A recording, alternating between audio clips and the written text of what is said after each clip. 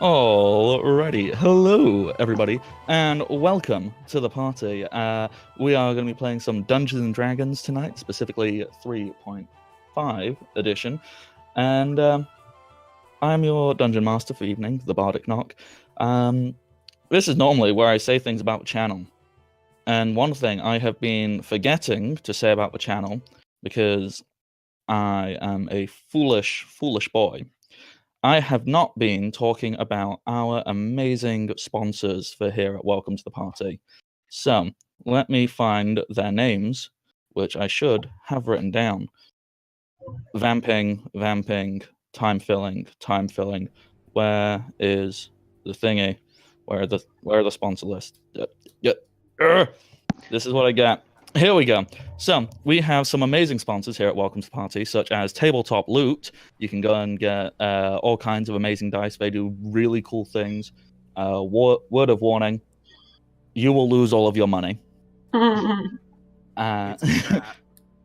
It is black hole. So Tabletop Loot, thank you for your amazing sponsorship for this channel. Also, Devon Rue, another amazing sponsor. Devon Rue is the mistress of maps, and she also named this traveling party. She named a daisy chain, so go and check out her stuff if you ever for all your cartography needs, all kinds of she does all kinds of really cool art. She's got an amazing Patreon. If you've ever watched Critical Role, all the maps they have on there are hers. Yeah. She's that good. And finally, and I'm really annoyed, I'm not wearing the correct t-shirt. There's also So Nerdwear. So Nerdwear is the clothing brand company thing of a community member here, of So Matty. And the stuff he makes is fantastic. He's got some great t-shirt designs. They do pins, they do mugs, they do all kinds of great stuff. I've got one of their t-shirts. It's somewhere. I need to find it again. But go and check that stuff out. It is fantastic stuff. And these are some of the best sponsors anybody could ask for. And I'm not saying that because I'm supposed to. I'm saying that because I genuinely mean it. They're lovely, lovely people. And they have one of his dogs in their basement. No, don't hurt my dog! No, it's okay. They'll let the dog go now. Painfully effective advertising. It is. Hey, whilst I'm talking about the channel, those people support it. You want to know how you can support it, dear viewer? You can support it by donating to the Patreon. And if you put !Patreon into the Twitch chat, which, yeah, you know what? If someone else can't do it, I can do it. I mean, someone else can do it. I'm busy talking. It'll give you all the information there. There should also be a link down below. There is also the Discord server if you are interested in Welcome to the Party or anything tabletop, role-playing game related, or other related. If you're a person, or quite frankly, if you're just a sentient being, you should consider joining our Discord server because it's cool, filled with cool, awesome people. You hear that, Steve? You're in. Houseplant. The stream didn't know that. I know I just told you guys that like 4.5 minutes ago, but they weren't here for that. Yeah, you need to let them know. You need to let the entire cosmos know about your houseplant named Steve. How else are they going to know? He's not going to tell them.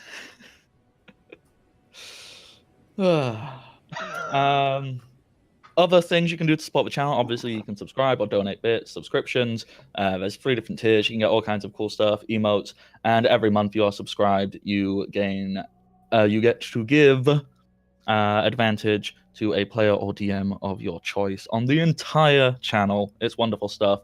So you get rewards. I have been tallying up all of my ones I've been stockholding. He's probably gonna use them to kill me. That's what he likes. Well, I need to split them between this and the Pokemon group, but yes, I am saving them all for the final battles, and it's going to be wonderful. No, he crits you. Oh, he crits you. Oh, he crits you. Yeah. What's that? Nat 20. Nat 20 will save. What's that? Nat 20 initiative. Oh. Nat 20. Oh dear. He just crit his spell that does 20d6 normally. Kill you all. Anyhow, other things. Mm-hmm. What else was I thinking? Oh yeah, bits. You can donate them. 500 bits for a small change. You know, crits, advantages, whatever you believe constitutes as a small change. Suggest it. I'm looking at it. I'll go yes. But if it's a little too big, you can just donate 1,000 bits, and then it can happen. Because 1,000 bits is a large change, such as, I don't know, a dragon. It could happen. You could make it happen, and it will be amazing. Just Stop realized. saying that. I just saw I was looking outrageously pale in the camera there, so I just had to adjust the lighting because I felt like I was having like a ghost moment. I look like I have a Wait, searchlight you're on my saying you're left-hand not side. a ghost? I mean, I am, but you know, that's only in your mind. I probably don't even exist. Okay. Maybe. That's good to know. Yeah, this is all just one big hallucination that somehow is streamed to the internet. Matt That's is actually the impressive. human I'm face impressed that with Skynet myself. has generated to interface with humankind. I'm impressed with myself since I'm the one streaming it. Yeah. It's quite the vivid hallucination that I'm somehow making available to the internet to hallucinate with me. I mean, in all Okay. fairness, you don't know if everybody else is seeing the same thing you're seeing. So when you go and watch this, and then when you go and see one of the uploaded videos on the YouTube channel, which is youtube.com/welcome to the party, by the way, you don't know if everybody else sees what you are currently processing, or if everyone else just sees you playing D&D on your own. So am I doing all the voices too? No. You just hear them. It's just you. Okay. Everybody so else just hears Archer, No and then wonder nobody silent for watches like 20 my minutes. I had a dream about an hour and a half ago where I was sitting there having deja vu of having a conversation with someone that I had dreamed the same conversation earlier. And then I was convinced I was awake. So I turned to the person and I'm like, ha ha ha, we've had this conversation. You may not remember it, but I sure do. And then I woke up. So now I'm not sure what's real at all. What the Yeah. I'm trying to process that, and now my brain.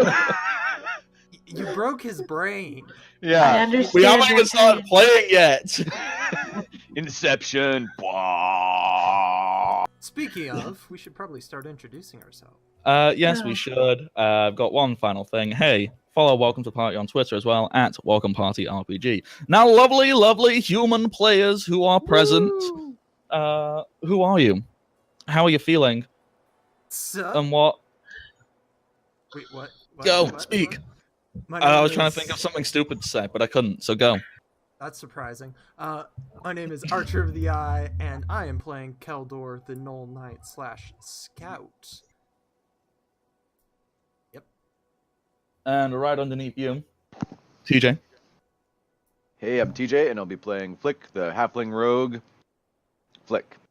Why do I do that? You have to think for a second. What path does my brain keep going down? No, because I keep on going to say the bard thing, and then I'm like, no, I don't want to say the bard thing this time. I want to say something else, and then my mind immediately goes back to my name, and I've already said it, and then I sound like an idiot. And now here we are. See, I blame Archer, because Archer goes before you, and he says Knight and Scout. You're like, That's it. It's your two fault. things. So You just need to blame you, Archer. multiclass. That's your That's issue. really the solution to the problem. Just It's my fault get in the end. for assassin. only being You'll one be class. fine. Yeah, there we go. Cody is not here. There's been some family drama that he's had to go and, well, not drama. I don't even know what to Emergency call it. is a good way of putting it. That's the correct word. There has been an emergency. He is dealing with it. Thankfully, nobody's hurt. Everything's going to be okay, but he couldn't be here to join us. So, So I gotta think for two people. yay! Well, technically, 4 people, because you need to think for both Cody and Kid. Because those are not the same thing. Oh my goodness, my brain just broke.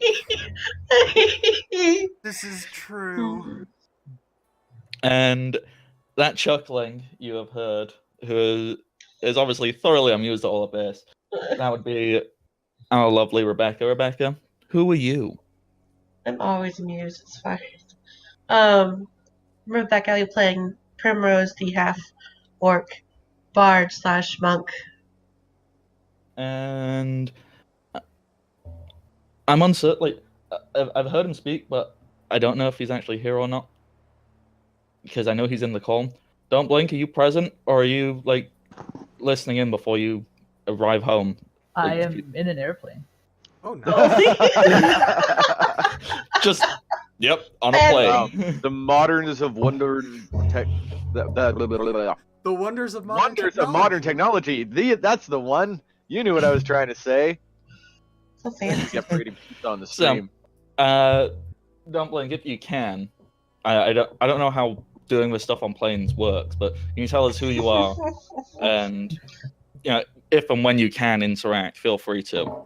Right. No, it's okay right now. Yeah, I'm Don't Blink. I'll be playing a story, and I'll probably be landing in 20 minutes. So I'm gonna have to step off the call for about 30 minutes, and then I'll be at home, and then I'll jump back on the call. Sounds great. There we go. The world is astounding and confusing to me.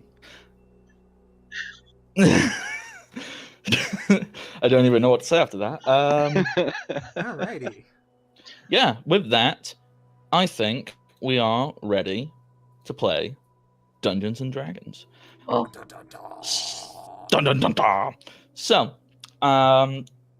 where we left off, the party had done the sensible, logical / only option I presented to them. Yeah, all those rolled into one. It was pretty convenient. It was. Sensible and logical, I'm not sure about, but only option, yes. Yeah, definitely true. Of splitting the party in half so they could go on 2 separate mini adventures to get hold of these bits and pieces they need to initiate some big important thing. As far as they're concerned, it's a big fancy ceremony that's meant to make it not so cold all the time. If you want all the actual details, I can talk for about 4 hours about the metaphysical concept of the turning of the wheel. Oh god. So let's not do that, because that's Yeah. only interesting to me. Yeah, Just that was last use episode. Space heaters. Be fine. Just use space heaters. Where do we plug them in, Primrose? I don't think Done. electricity is a thing yet, so... Well, Genfrey shot out his fingertips, so I think in Primrose's mind, just get enough low-level spellcasters and have them. So Just now have we're them using constantly- human generators. I mean, We're like Okay. a step away from the Matrix here.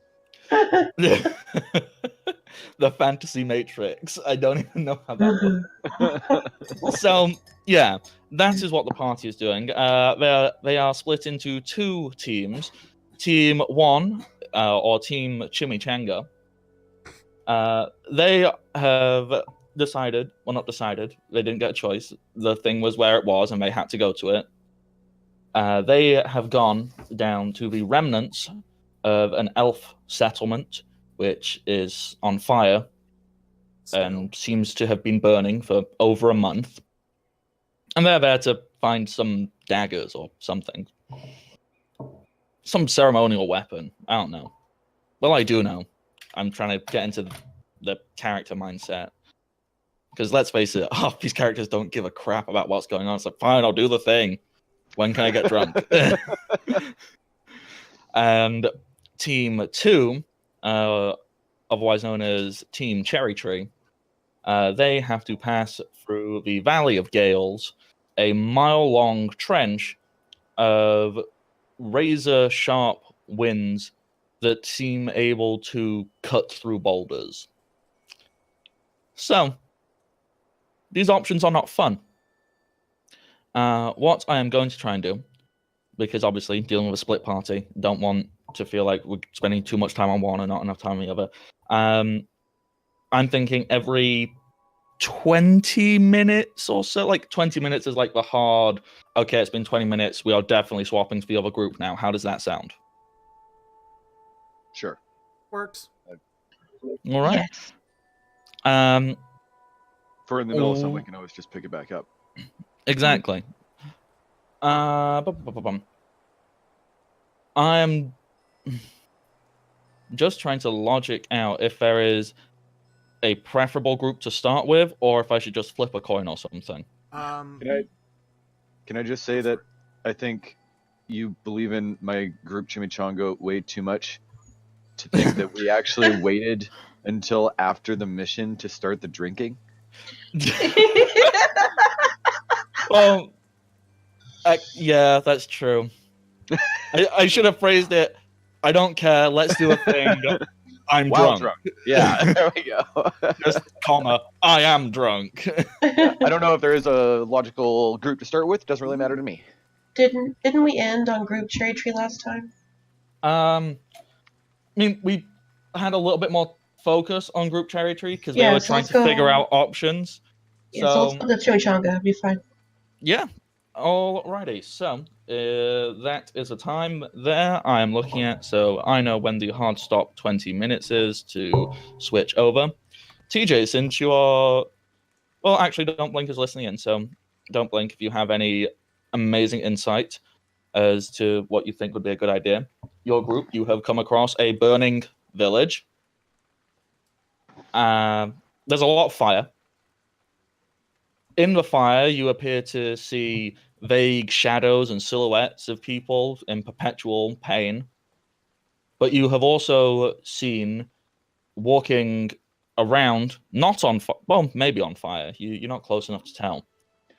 But you have seen humanoids walking around, and they appear to be wearing, well, Flick, you recognized it, the same kind of armor and garb that city guards of Dundee would have worn.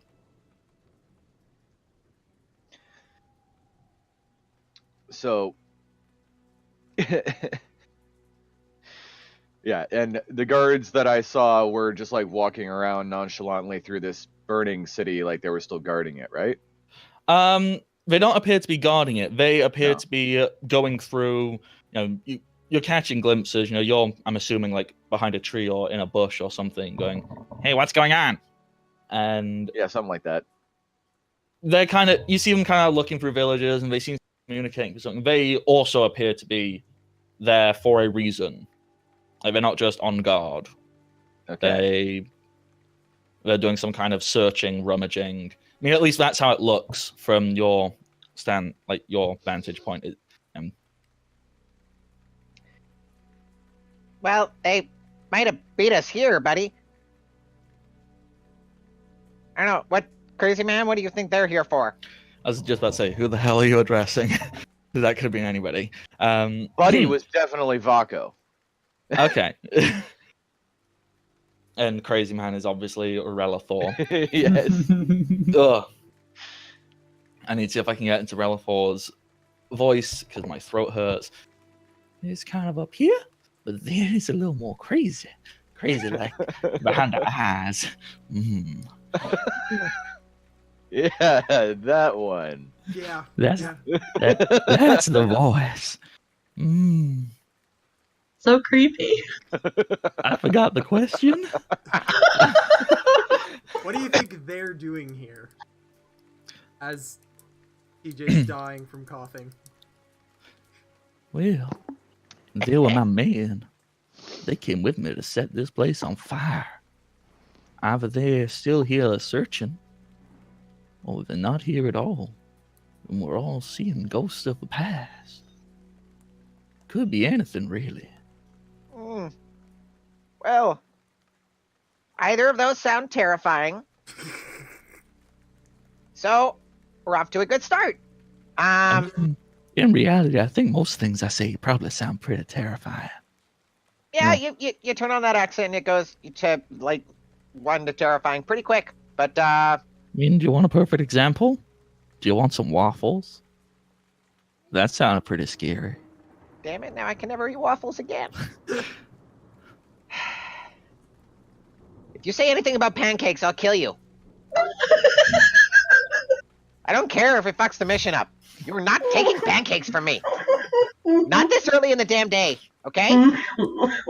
But what if it is entirely mission critical? Like, what if someone is throwing said culinary item towards you and that item is about to explode and I can't say, hey, little friend, watch out, that exploding. You see what you did just there, culinary item? Yeah, that worked perfectly. So, just stick with that. And we're good. Wow. Beautiful.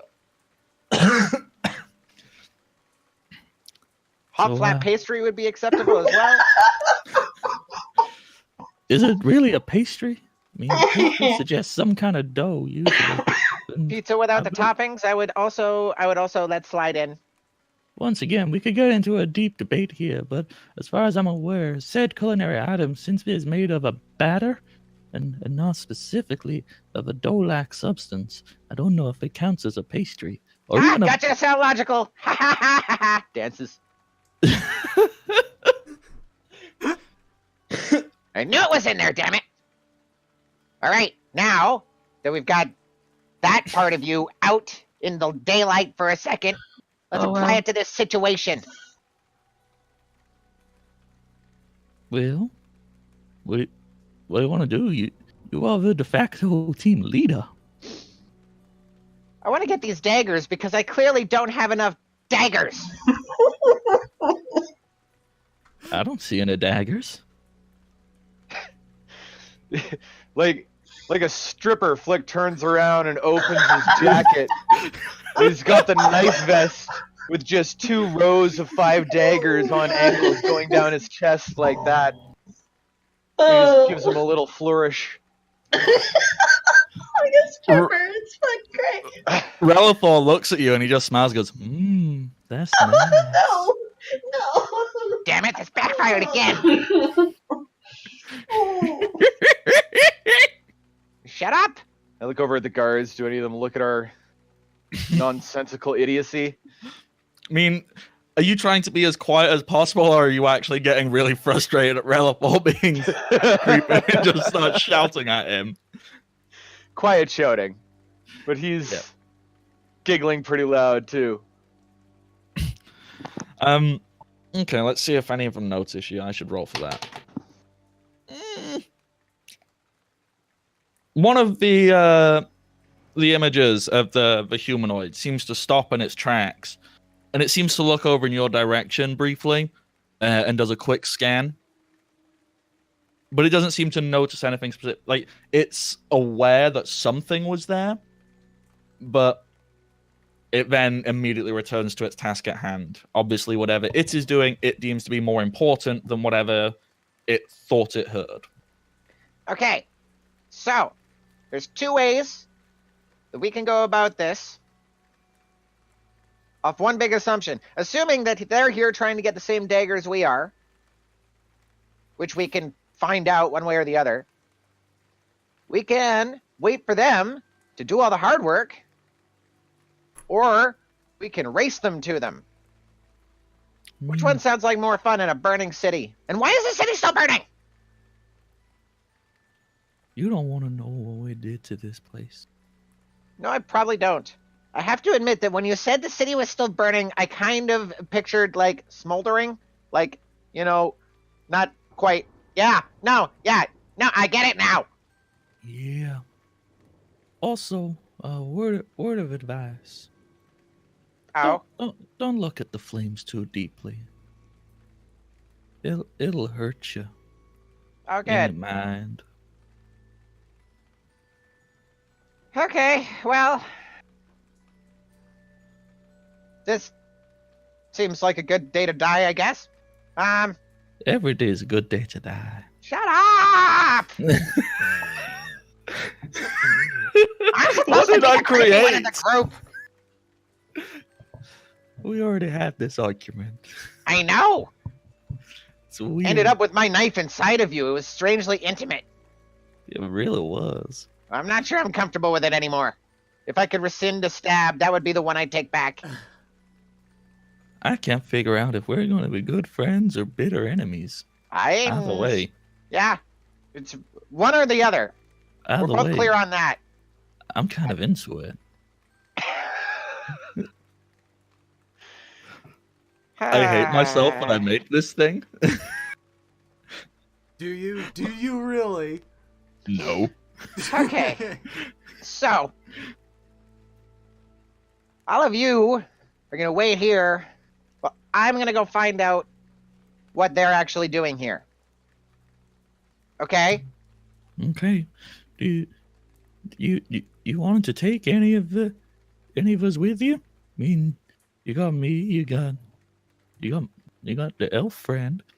Sansalar's just been stood there silently this entire time, staring at the still burning remains of his, childhood homeland. Yeah. And kind of glazed over. Yeah. So, yeah, understandably so. The ghosts probably mean a lot different things to him than they do to us. So, by description, he looked like a ranger, was it?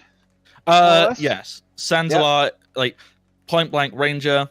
You did notice he had some base level magic ability, and he was very open about discussing. You can make that assumption. He's got all the same blinking tattoos as Varko has, one markings. Okay. And he seemed to show some ability to incorporate that magic into his archery skills. All right. And Don't Blink, are you with us right now? Yep. Okay. Does Vako have any input on this before we start stumbling into it? Baku's gonna take a drink. That's exactly what I was thinking.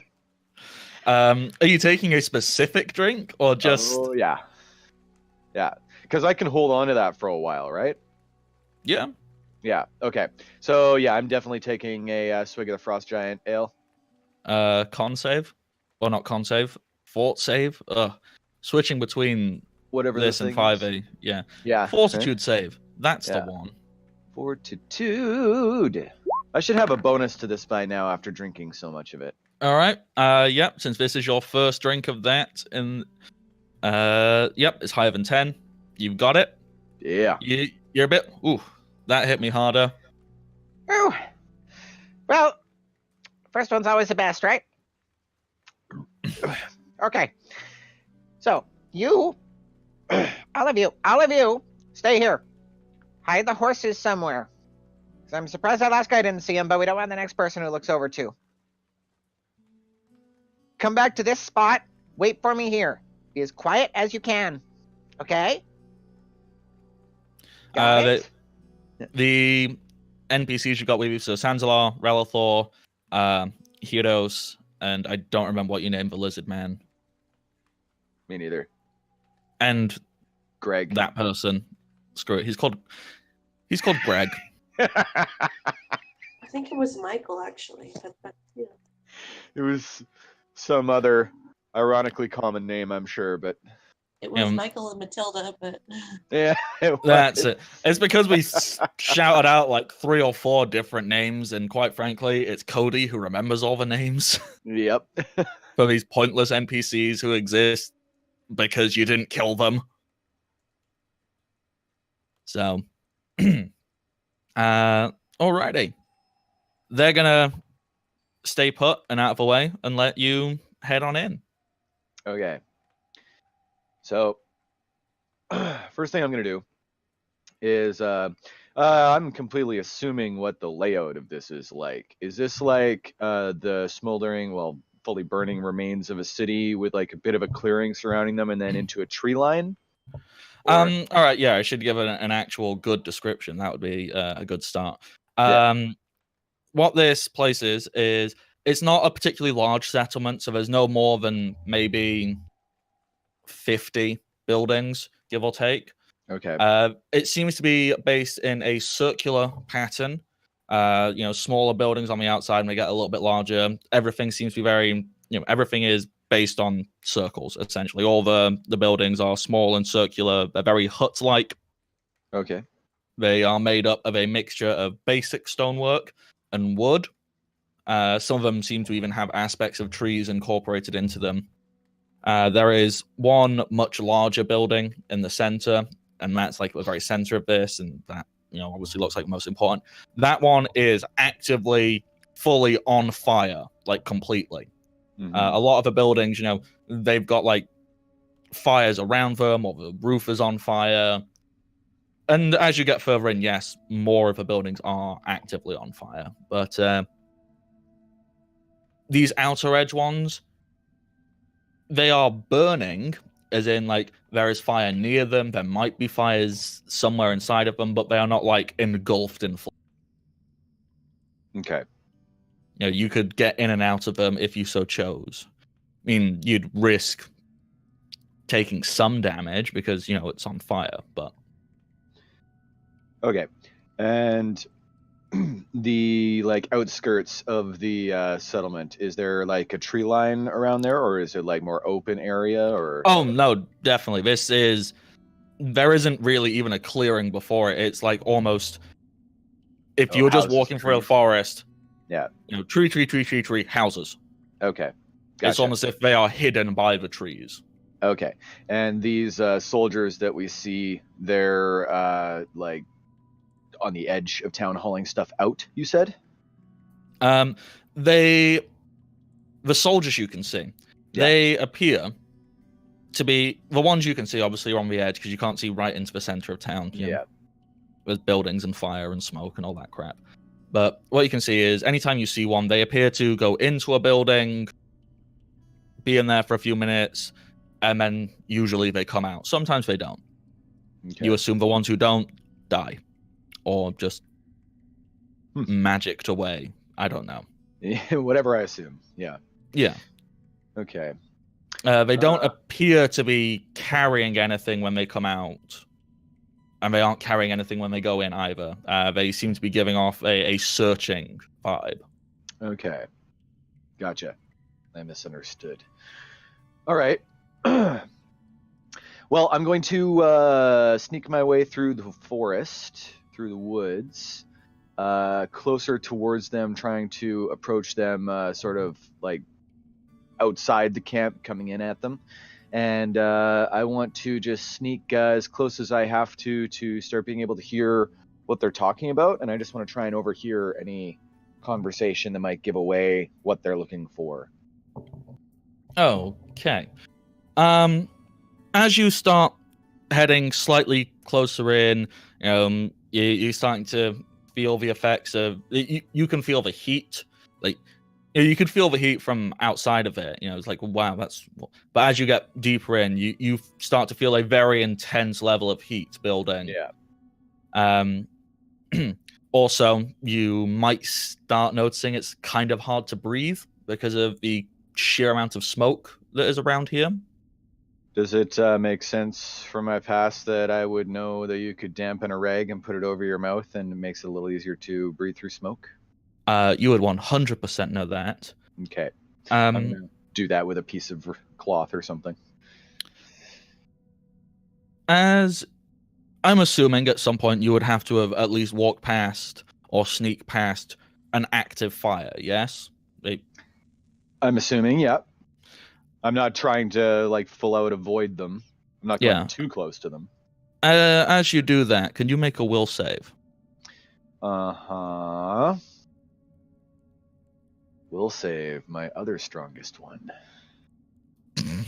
Why can't I dodge these things, Matthew? It's another 11. Okay. You hear something. Uh-oh. Fleck. Help us.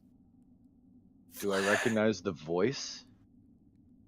I don't know. Do you? Crap.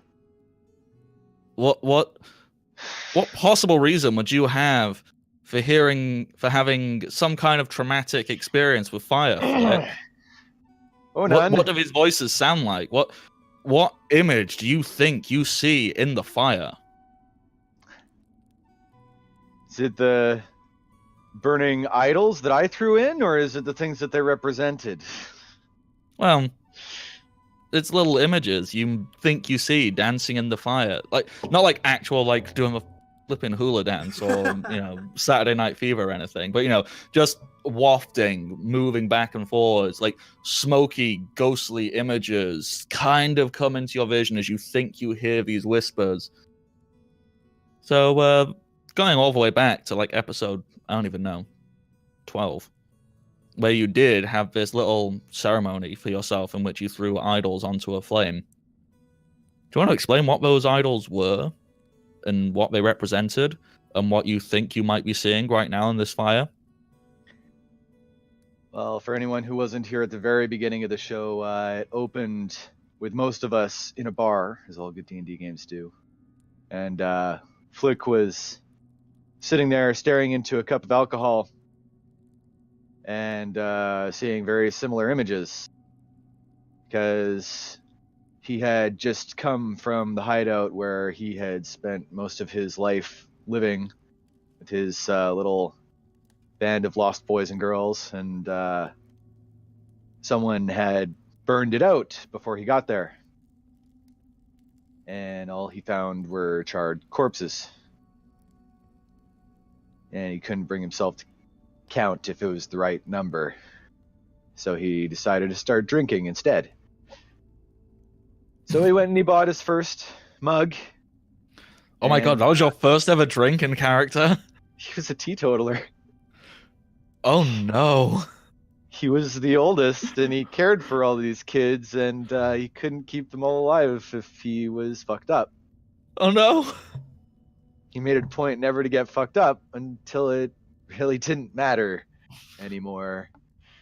And now he hasn't stopped being fucked up in a while now. Ever? So, as I am progressing past this, I don't know, what am I progressing past? Just like a small burning something? Yeah, this is just one of the generic small huts, house things. And there'll be like a small fire. Maybe it's crackling up through a window. Not maybe, it is. You can see like a broken window and you can see the fire kind of billowing out of it from the inside. And you see you think you see these images and you think you hear these things.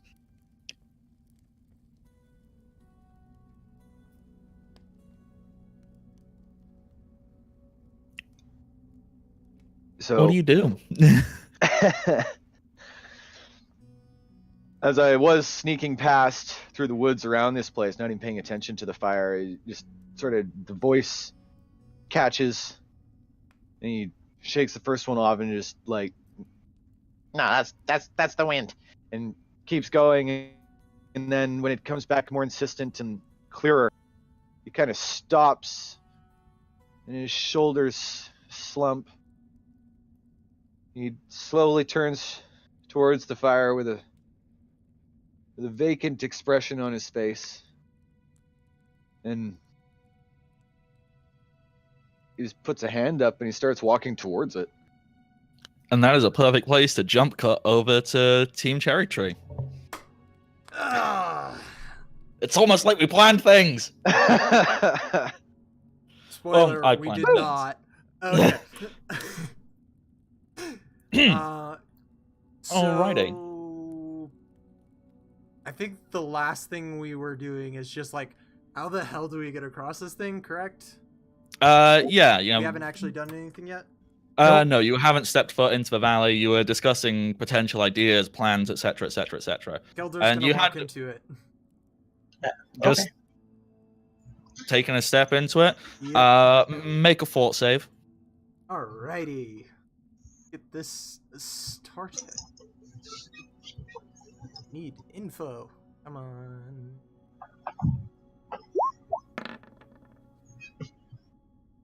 $12.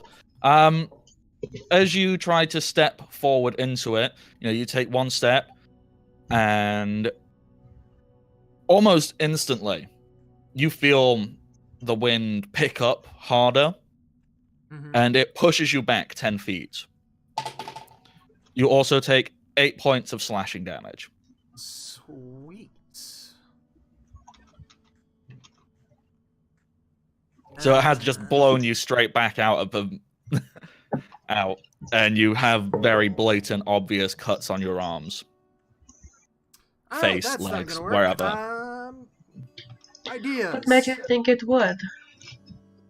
Well, I'm not exactly normal. I can walk through terrain that would stop other people. So this isn't normal wind. It's magical in nature. Like, if it was just normal wind, I could walk through it no problem. True. So, that tells me we're gonna need a shield. And a bit bigger than the one I have. And I look at Kid. And Kid's not here, so I have to think for him too. Luckily, I do know his spells and stuff, and what he has prepped for today. And so, let's see.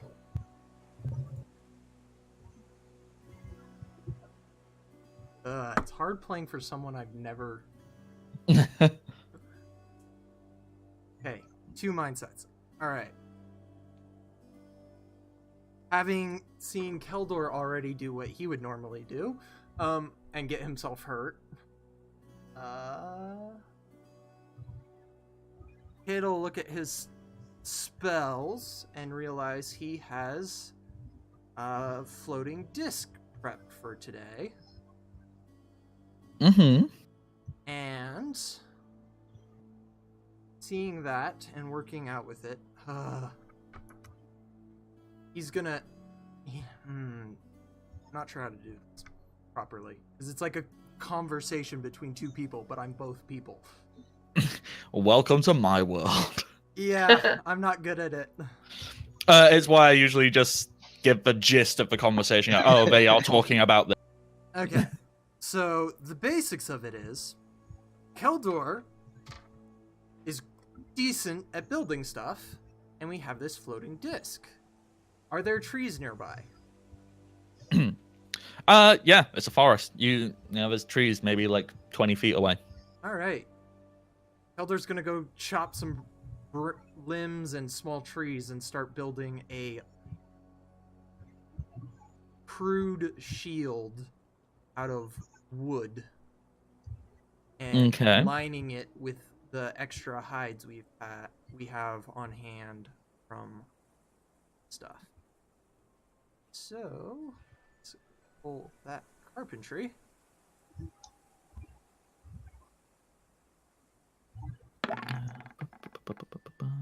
Yes!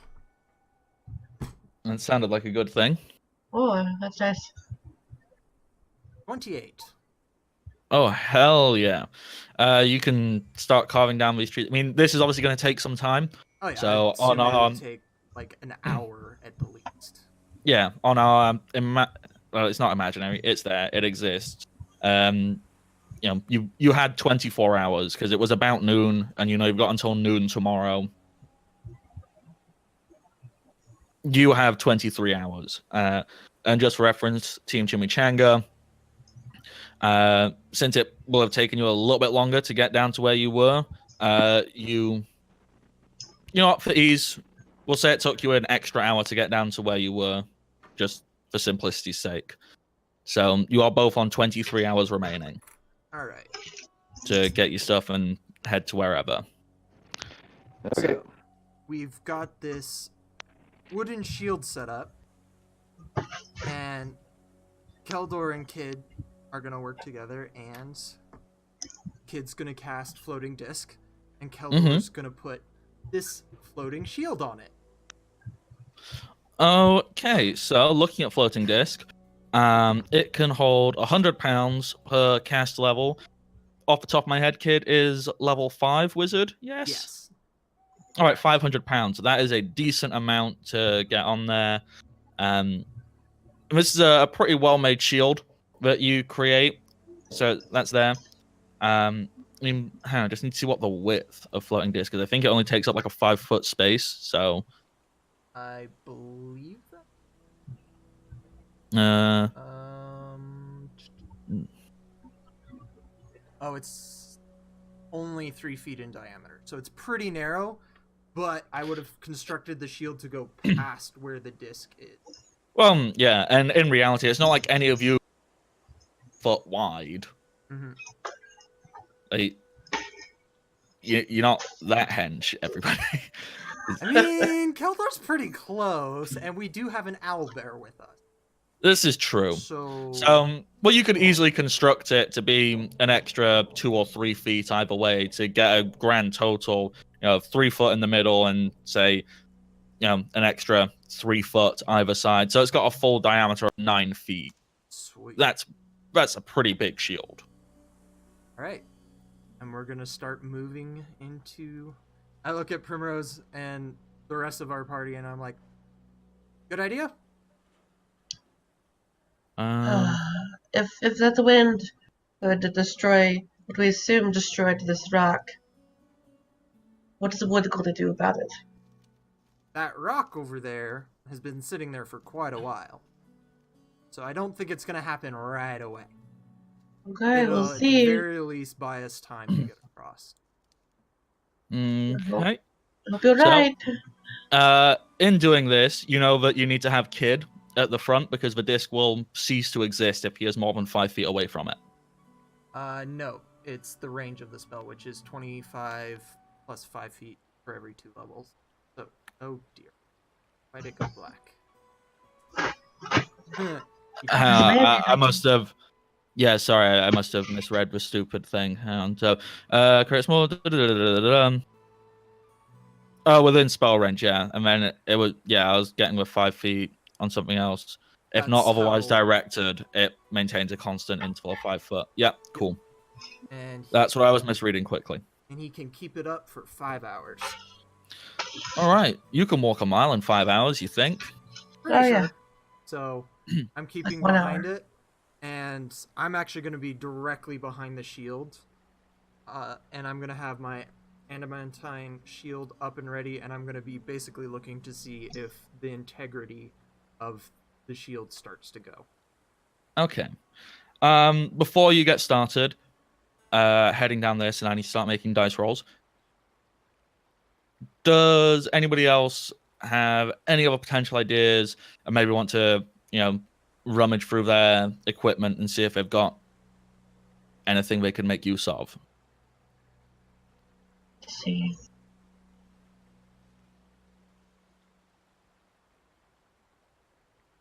No, nothing. I mean, during that, while you were just thinking about Rebecca, do you think Primrose would have actually put their bag down and started rummaging through their equipment? I think they have been doing that the entire time. Thinking, trying to be a tactician, but not very good at it. Yeah. You find something strange in your equipment, Primrose. Something that you have never seen before.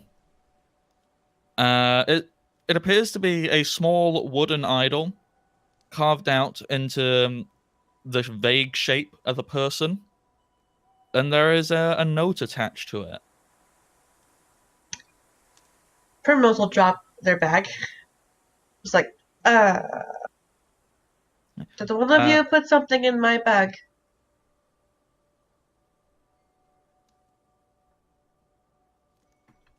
I think that silence is the answer. There is. You said wooden idol. Yep, small wooden idol, hand carved. There's a wooden statue in my bag. The note on it. The fuck? Kid would immediately be, but I'm assuming. Oh yeah. Yeah. Does anyone want to read what the note says? I guess Prim will read it. Yeah.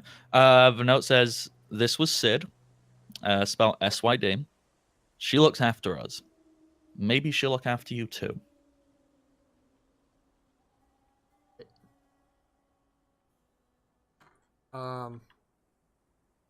Well, first Primrose off, is- Kid's gonna lick it. That's in character. Well, Prim is like racking their brain.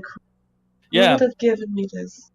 Kid finds that it tastes of wood, and I'm resisting the urge to give him a splinter on his tongue. Roll first, Splinter. Roll first. Yeah, you know what? Roll for splinter. I rolled a 7 on a d20. Do you think that's low enough to justify giving him a splinter? Yes. Yeah, this will be A fun. little one. Yeah, a little one. Like he can pull it out. But that's something Cody gets to come back to. Primrose takes the idol back, like, give me that. And then he's gonna cast Detect Magic on it. Kid will detect no magic coming off of this thing at all. Okay, How big is it? he's really confused by it, and dude, I don't know what he'd do in that case. It is perfectly mundane, and as for its size, it's quite small. One would assume it would happily fit in the hand of something maybe half the size of a human hand. You know, so it's quite small in your hands. I mean, if anybody has any ranks in Decipher Script, maybe you can get any knowledge on the writing. Let's see. I do. Oh. It is like Imagine Isn't that that. convenient? It is like the least used skill in 3.5, but it feels so good when you finally get to use it. It's like, yes! No, So- roll well for me, please. Oh. And this is wearing that one. Yeah! All right, Primrose, you immediately recognize this. I don't know how, I don't know when, because we have never stated any point in time and when you see this writing, but we can retcon, we can do flashback scenes to go, and that's when it happened. This is It happened Flick's somewhere. writing. I This is knew a it. note from Flick. This is an idol that Flick has created and given to you. You can, you have a little flashback scene, like this is some early 2000s anime, and you remember the last time Flick hugged you, and you go, hang on, his hand slipped into my bag, and he must have left this here. Ooh. Or, I don't know what your response is to that.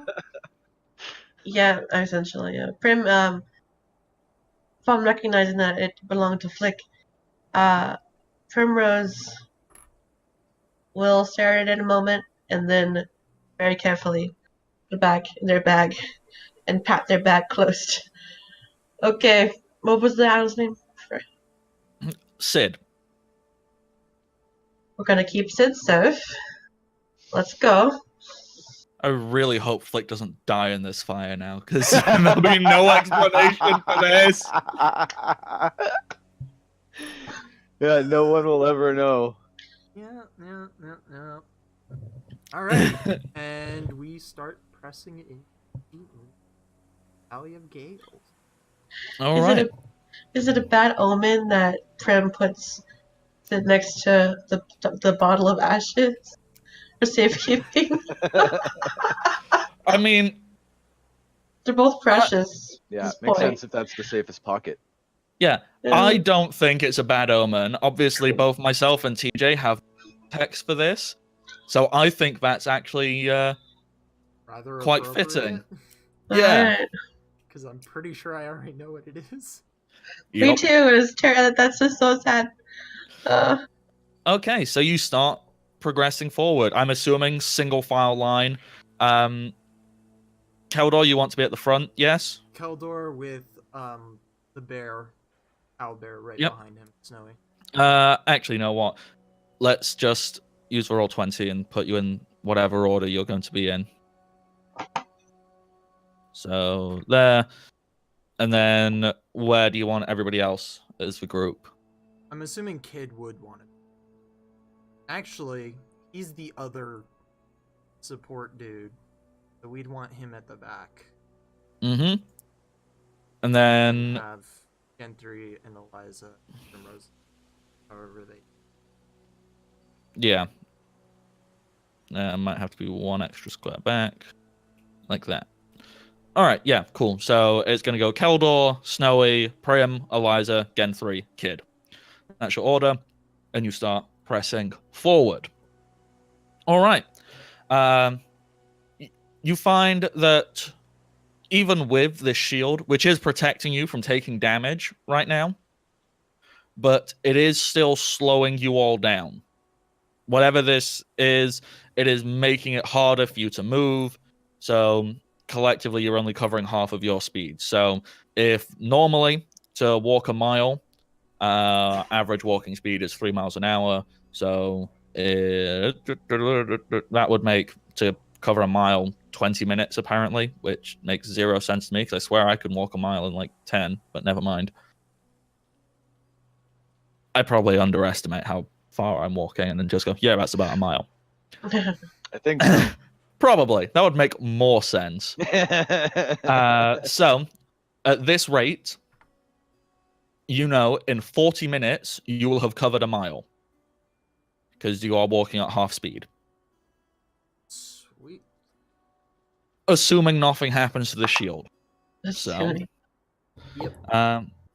So let's see. How does your shield hold up? For the first, 30 seconds, shield seems to hold up pretty well. The wind. Oh no, Oh. that's a nat one. Shite. So you've got a real good start, but then after you're like, all right, we're gonna do this, you get a good solid, 100 feet in. Right then and there, the all right, pick left or right, Right. and then head. Yeah, it's great. All right. The left-hand side of the shield gets shorn clean off. The extra 3 foot you put on that side. It gets sheared off, flies off behind you, and if you turn to look at it, you see in the air it gets ripped to shreds in a matter of seconds. So you now currently only have 6 foot of shield. All right. The moment Keldor sees that, he's gonna jump on the floating disc and start like putting his glaive up behind it to try and support it more. And he's also using his shield, so he's basically acting as part of the shield now. Yeah, so you are using your shield to try and make up for a little bit of the extra lost. And he's putting his glaive, which is a magic weapon, so it can't get cut as easily, to try and support the rest of it. Okay. So, that gets you through the next about 100 feet or so. Let's see what... Okay. You get about another 100 feet or so.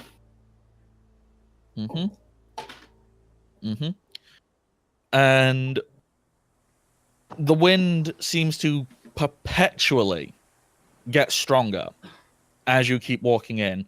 And Keldor, I'm sure you can sense it, you can see it, you're right there. You can see cuts being made in the front of the shield. Yeah, which is why I put the hide first. Yeah. It's not enough to make it fall apart, but there are active cuts starting to get through. So a small breeze is now blowing through the shield. All right. It feels like the shield probably won't last too much longer. Maybe another 200, 300 feet at best. Collectively at this point, you have maybe 4 actions each, if this was like a round of combat, to do something before this shield is destroyed. We need another plan. And bear in mind, you are now 300 feet in. So popcorn, I'd be munching it furiously. So turning round and running back. Well, you could, and the shield would maybe get you safe to get you back to the entrance. However, if that shield were to break, Keldor, judging by what you took from being in it for, a matter of seconds, you'd probably get ripped to shreds at this point. Ooh, okay. I forget. Did Eliza have her spells pre-prepped, or what spells does she have prepped again? For ease, because Eliza's not really had to use any spells recently. You know, she's pretty much just had to heal. For ease, she has whatever spells prepared that would be most beneficial. All right, I'm assuming Kid would be noticing this as well, and he knows better what she does. Tells her to cast Wind Wall. Yeah, hang on, I totally just remembered something. I lied when I said you had 23 hours.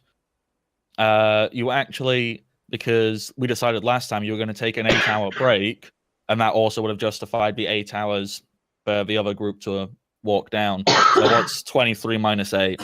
It's 16. Yeah, so you have 16 hours. And Eliza has whatever spells prepared that are the most useful. That's how we justified it last time. So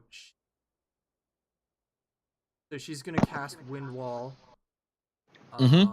Straight forward. 23 minus 8 is 15. With however large that is. Don't have it. I can't Let me... I've got the SRD open like I always do. So just give me a couple of moments and I can find it. Wind wall. Wall up to 10 foot long per level and 5 foot per level high. Alright, so she's gonna do it like in a line in front of us, and she's what, level 7? 6? 7? Can you move the wall? You can't move it. When you create it, it exists. So lasts for a decent amount of time, and it'll give us time. It lasts for 1 round per level. So at level 8, that'd be 8 rounds, and a round is 6 seconds. So 8 times 6. You know, it's just it's a little under a minute. Yeah, a little under. Sorry, math. Yeah. So it'll give you a little bit longer to think what you're doing. All right, she's gonna cast that, and Keldor is immediately going to do what he can to shore up the shield. He doesn't know what else to do. I mean, when you have created this wind wall, you know, just for logic, since you can make it like 5 foot high and and whatnot, and well, no, you can make it 40 foot high and up to 80 foot long. So theoretically, if you could shape that, like, because I don't think it has to be straight. You know, an invisible vertical curtain of wind appears, 2 foot thick, considerable strength, roaring blast. I would 100% justify, because it works for all the other wall spells, of kind of, if you essentially made like a small tunnel to protect you on both sides, and then in front.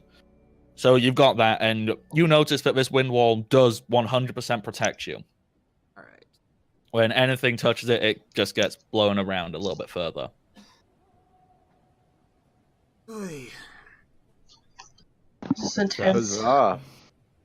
So inside this wall, you are totally safe. You know you've got... Yeah. Well, I said you had about 4 rounds worth of actions, but this has bought you another 8. So in character, you have got about 80 seconds to figure out what to do. And I think that is a perfect point to jump back to Team Chimichanga. This is the most intense session I think we've had in a really long time. Team Chimichanga's about to go on the grill. It doesn't help that I'm having to think for 2 of the smartest people in the freaking group. I do not envy you having to play Kid. No thanks. He's our fucking tactician. He has all the ideas. And he's good at it. No matter how bad they are, they somehow work. I have to fake that. The mercy of a kind god, I think, is the answer for that. I am a benevolent creature. Sorry, I was just checking out the chat. Someone is escaping is as likely as putting everything you own on zero and a roulette for 10 spins in a row and coming out with profit. Hey. All right. That amuses me. So, Team Chimichanga. Team Chimichanga. Basically, just you, Flick. Me, yeah. Because we currently don't have. I mean, out of curiosity, because I totally forgot, you have Angus down there with you as well. You've got Angus, Sanzalar, and Relithor, and Yeah, I've got a meaty party. Yeah. So obviously you're doing the sneaking, and Varco, we'll find out what Varco's doing when he can get home. I feel like the little dude who walks around at a bar and starts fights, and then as soon as someone like gets mad at him, all his buddies run around the corner, and it's like a fucking rugby team. But you were about to walk into fire, weren't you? Yeah, I'm not trying to avoid that with humor. Not at all. So, how you doing? I don't know. Am I medium rare yet? Well, we cut away with Yeah. You were looking at this hut, this little building, and these flames were. You could kind of see the tops of these flames coming out of a window, and were you just heading towards it? And you were about to climb in that window? As I was walking towards it with my hand outstretched, and I probably walk towards it until I basically stick my hand in the window, and then I'd imagine that the actual pain snaps him out of it by reflex. Yeah. So, sticking your hand into actively burning fire, 11 damage. Ow! But it does snap you out of it. Ow! Needed that hand. And I start stepping back from the flames. Okay. Don't look at anything. Understood. I stare at the This Flick's ground. just talking to himself. Yeah. Oh, yeah. Hopefully quieter than the crackling flames around him. And I look at the ground, and I turn to walk away, but I stop, and I listen for a second to see if the voices continue while I'm deliberately looking away. Okay. With you actively not looking at the fire, make a will save. Uh-oh. Higher this time. Yeah, 17. You don't hear any voices. Okay. All right. Well, I guess I'm just a hand down then. And I'm going to proceed back on my mission while staring much more deliberately away from any sources of flames. Yeah. The first, let's just call it range. There's for ease, but there's basically 4 circles of buildings. It's quite easy to avoid going near a flame throughout the first ring. It's a little bit more difficult for the second. The third is almost impossible, and the fourth is where it's actively on fire. You cannot avoid fire at that point. So you said there were guards along the outer ring, where it meets the trees as well. There's nobody on position. They're not keeping an eye out. They're not looking at trees. They're not looking. They're out for all anything. sort of in there going through buildings and stuff. Yeah, they are actively here on a mission, searching for something. All right. In their mind, who would be dumb enough to come and interfere with people looking through burning buildings? Me, right here. Yep. Okay, so I'm gonna take that bait and just wiggle on the line for a while. Okay, reel me in. So I'm gonna approach as stealthily and hidily as I can, to within earshot of someone grumbling about being here to get this fucking whatever. All right. So you can easily catch sight of like one guard, and you head on over and you try and figure out what's going on. Make a first of all, make a move silently and hide check and all that good stuff. Right. Mid bread and mid butter. Yerp. Okay, move silently. That's a 31. Boom. Where's hide? I should know where hide is by now. Okay, hide. That's a 40. Okay. Boom. Even better. So you find a perfect little hiding spot, creep over there as if you too are just smoke through the air. Just My specialty. Sneaky sneaks. Can you make a listen check to try and hear what's going on with these guards? Yes, I can. Because I'm assuming you position yourself. Oh. In it. 31. Nice. I'm assuming you position yourself rather perfectly, to where you can see a guard who's just about to go into a building, and the guard is making noise. It appears to be talking. One thing to note: this guard appears to be on his own. Nobody else is with him. And talking to himself. That's how it appears. Even better. And so you see, there's something very strange about the movement of this guard. Mm-hmm. This guard seems to have almost no awareness that he is about to walk into something that's on fire. He's not covering his mouth with anything. He's not reacting to the smoke. He's not doing anything at all. And the conversation he appears to be having, he looks as if he is turning and talking to somebody standing with him. And he appears to be carrying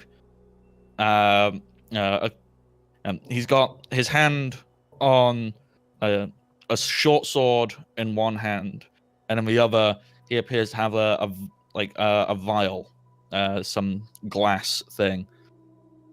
And the conversation you overhear is this one guy going, "Oh yeah, I don't get it, Terry. I mean, we were sent out here to do this job, and do you ever feel bad that we're just here setting fire to all this stuff?"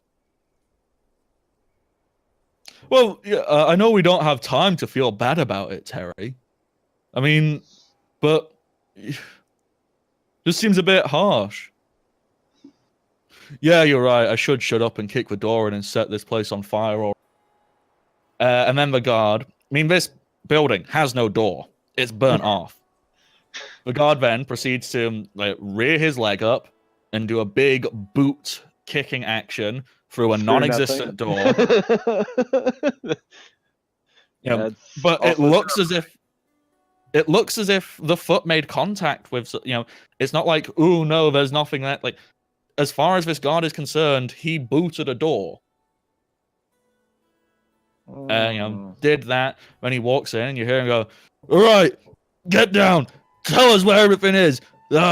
This is for King McFife." And then the fire seems to explode a little bigger from inside that hut. Did he look fully corporeal? What kind of check do you think that would be? A spot check? Yeah, let's do spot check. I'm just assuming. Remember all those good rolls? It's not going to be one of them. Yeah. Hey. As far as you can tell, nothing seemed off about how he looked. It's weird. Something is definitely not right here. Just out of curiosity, how long do you reckon Flick would stay here trying to figure out what the hell is going on? I'm deliberately paying attention to how hard it is to breathe. Shogun. Oh. Yeah, just about to 500 interrupt you. bits. Nice. Yeah, Shogun. Is he gonna donate obvious- to have me die in the flames? Come on, Mm, Shogun. What did I ever do to you, man? He um, has not said who it's for quite yet. But thank you. And you try and kill us again. I swear. I donate I will 500 go bits into towards every smoke single inhalation. game you're in and make sure you die. no, the best part is because Shogun loves to do it. Whenever he can, he'll donate some bits. Shogun's also one of my players in another game, so half the time he's giving me bits, but I'm saving up to use on him later. It's great. I love it. So, Shogun, whenever you decide what small benefit, crit, advantage, max damage, whatever interesting thing you can think of, who you giving? Hey, guess what? It goes to Bardic. Oh. betcha $100 it goes to Bardic. I would not take that bet. Yeah. Shogun, give it to someone else. Win $100. They'll be Canadian. It's worth like 12 pesos, I'm pretty sure. So when I send you 12 pesos, don't be upset. So while we're awaiting on that, TJ, how long is Flick going to spend trying to figure out what is going on? Well, I sneak up to within listening distance of this guy, and I'm deliberately trying to stay below the smoke. And I'm paying attention to how hard it is to breathe, because it's probably getting increasingly hard the longer I stay here, right? It is. I mean, at this point, It's not so do you bad think where I you am. have? Yeah. Do you think you've pushed past the first ring and gone towards the second ring, or are you still on the very Depends outskirts? how far in I had to go to get to that guy. So that's totally your call. I wouldn't have really gone past the second ring. Yeah, we'll say this is the second ring. Okay. To at least suggest that you're moving further in. Yeah. Yeah. At this point, you've got the wet rag. You know how to handle this. You are not suffering any ill effects yet. Yeah, there we go, Shogun. Handing it to me. Pizza. I don't have the cat. I could go get the salt. I'm in the fire. These are all the emoticons. Yeah. Shogun is posting in the chat for anybody who's not looking at the chat. That says so much about your age, TJ, that you call them emoticons. Emojis? Are they? I don't emojis know now? what they're When did they make? When did they make the transformation? I have no Transfer? idea. That's I have actually a no. good question. Yeah.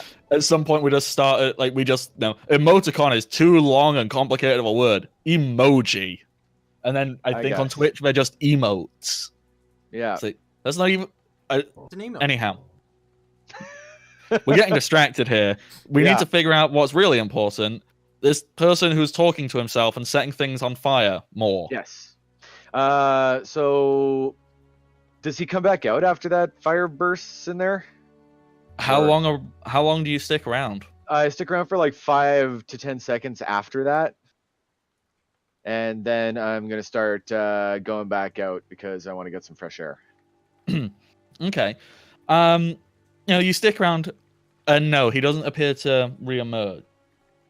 And so when he shouted and the explosion happened, Allahu Akbar or whatever he did, were there other screams? Did it sound like there were other people in this burning building? You are actively not looking at the fire, yes? Yes, I'm staring at. Well, I was like staring at his back in between the flames, and when he disappeared, I'm staring at a patch of ground or wall where there's no fire. Yeah. No, there were no other active screams. Okay.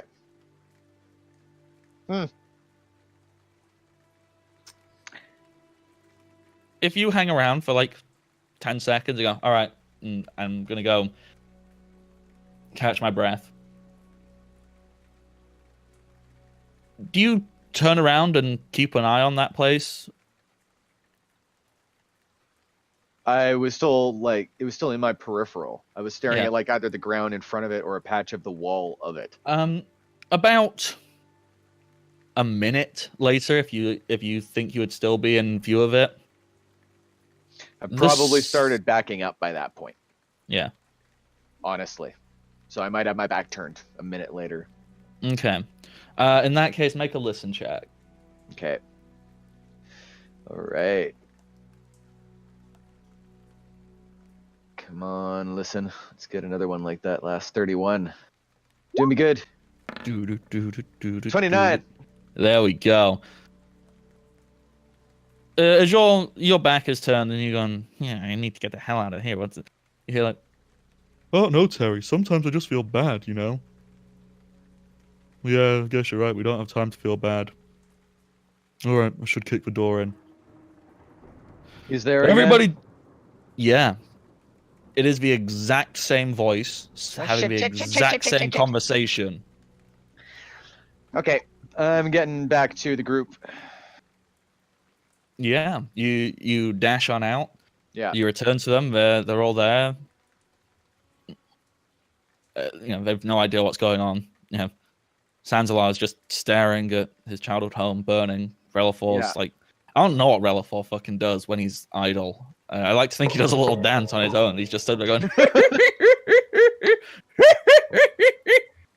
just that perpetually. Just a perpetual nat 1 on his move silently check. I don't even know. Somebody just started hosting us, so thank you. Bellwether. Yeah. Thanks, y'all. Thank you. So that was that. Thank you very much. So yeah, everybody else, they've been, you know, on that idle animations, whatever that they happen to be. Split, you get back and just like, what the fuck? I could sing our jingle, but I'm just so sick I probably shouldn't. Well, they haven't raided. You know, this is someone hosting for. So. Oh, never mind then. Still awesome. It is. It's really awesome. They're doing a good thing. So thank you very much. Cuckoo, choo. All right, so having just snuck back out of this burning village and discovering that there are ghosts on repeat, doing what they were doing when they burned this place down, I'm severely creeped out, and considering that it's probably a good way to get information about where the things I'm looking for are. As long as they're just visions, don't actually attack us once they see us. Which is a big if. That is a pretty big if.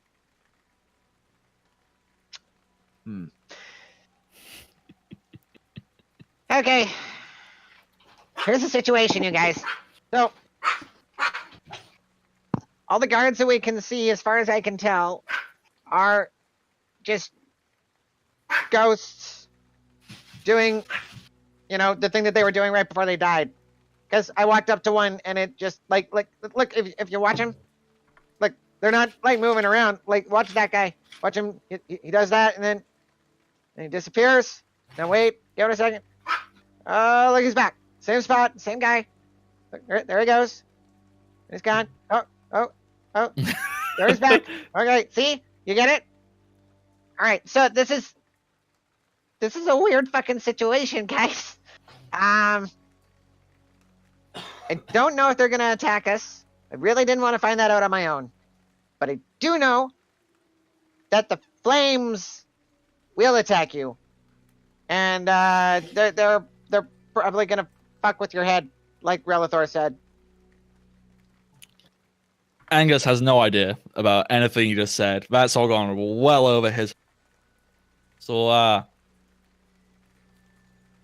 just go in then. Like, obviously, don't go in the fire, because that's probably not bonny for you. But yeah, that would be a good start. So let me get this straight.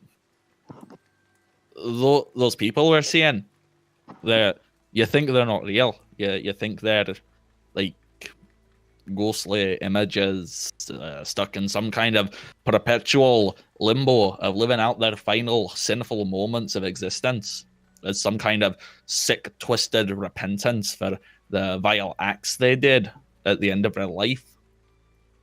Yeah, seems like you said it way more succinctly than I did. Aye. I apparently can do that. So you think we can just walk through them and they'll not do anything. Well, that's one option. Yeah, that would be if everything goes great, which, stuff normally does for us, right? So, option B, they're all going to attack us as soon as they know we're there. Because I tried not to let them know I was there. I was pretty sneaky. I can do that on my own. Well, in that case, surely we should need to, test out your hypothesis. Should I just go and, poke one? Maybe we don't anger them? Maybe they'll just let us walk by if we don't, attack them? So, maybe just go out and let it see you first. See if that does it. And then, if that doesn't do it, then we can probably just walk past them, right? Alright. Does anybody want to volunteer, or should I do that? Well, I'll do it if you guys are all there to back me up if it goes sour. Aye.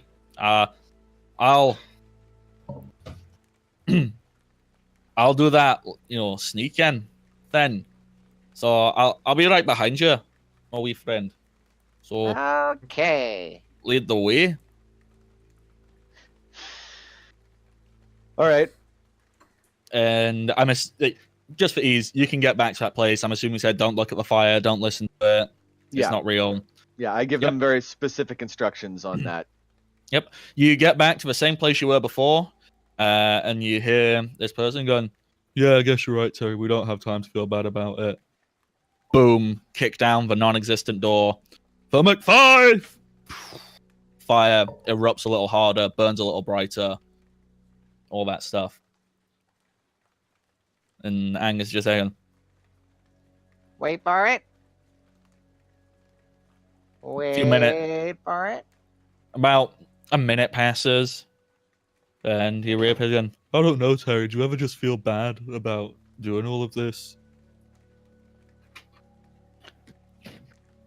And what do you do, Fleck? As you see this person reappearing. All right. As he comes out, I tumble out from behind whatever cover I am, doing a somersault across the ground, and I drop into a pose, Spider-Man pose, with the pull-gut rope in one hand and a magical dagger in the other hand, ready to throw. And I go, I got your Terry right here. The person stops and looks and goes, "Ah! Terry, are you Ah! You must be against us! Quick! They're fighting back! Terry!" Crap, it's plan B, guys! He grabs the vial he was holding and he hurls it at you. Ah!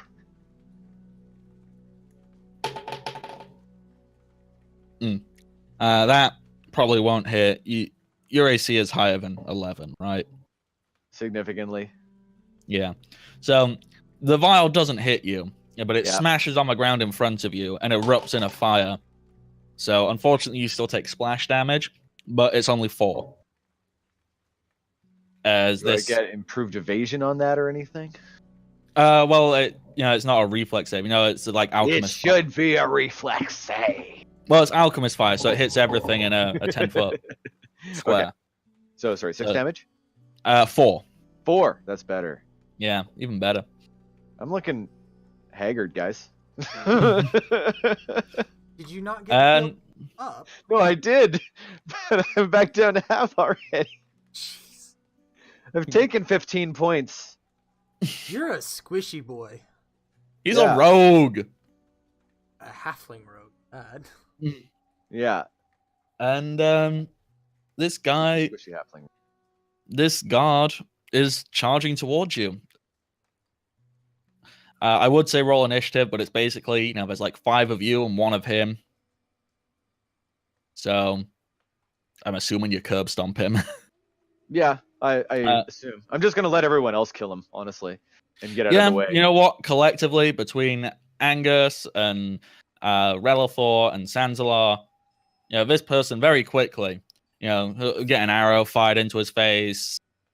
Hammer to the Relithor. chest. Yeah. You know what? Relithor doesn't even need to do anything. Between Angus and Sanzalar, this person goes down. He's not a very hardy person. Just immediately Okay. Body hits the floor, Yeah. disappears. About a minute. Okay. About a minute passes.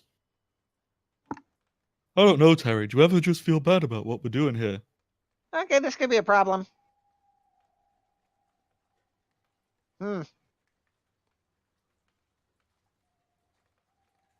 Hello, sir? Ah! They're attacking us! No, wait, we're not attacking you. I just want to talk here's- to you for a second. These people cannot hit with the alchemist fire. Throws the alchemist fire, misses. One Okay. fire damage.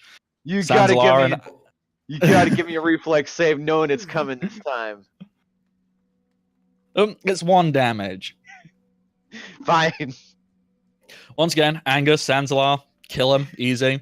And this is low-level grunt of a soldier. Not impressive, not hard to kill.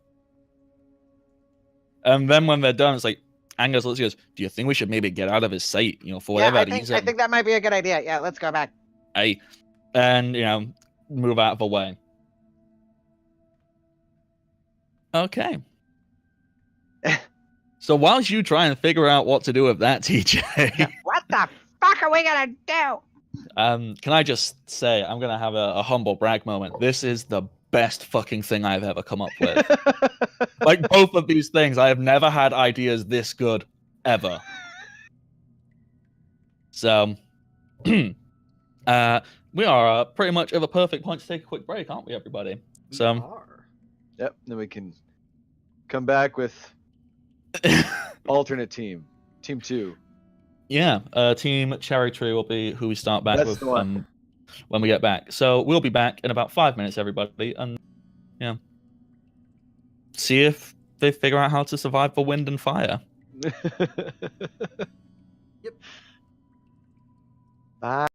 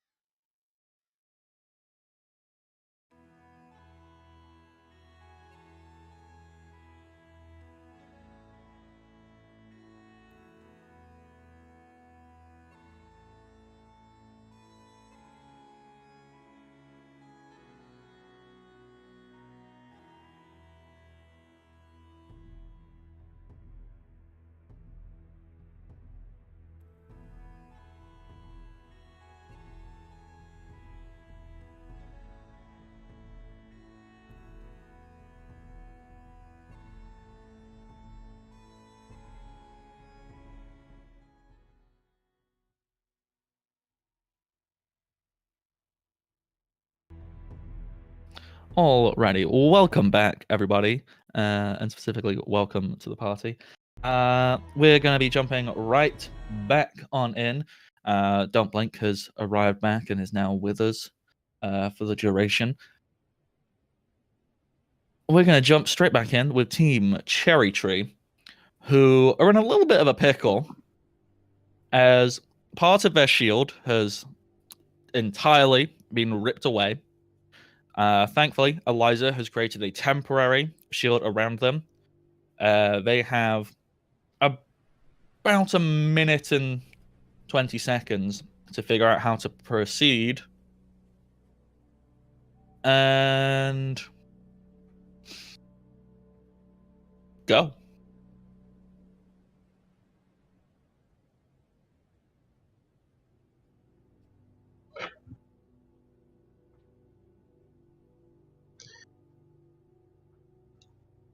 Mm-hmm. Yep. While Keldor is doing that, Prim has been pondering and looking back through the memories of the past month or so. Mm-hmm. They go up to Keldor and Kid. I have this spell I could use that might get us in farther. I play my music and it makes a shield.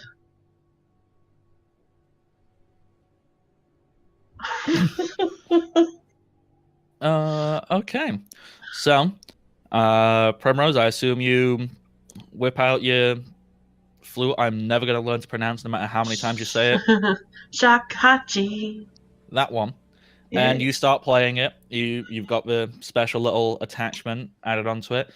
And as you start playing it, a visible stream of wind appears out of it and begins to envelop and surround Snowy, the owlbear. And you can see a sphere of blustering wind surrounding Snowy. And at this point, I would say, is when Eliza's wind wall starts to break down. And if you are stood directly behind Snowy for approximately, I need to see how many of you there are, because if I just adjust things now.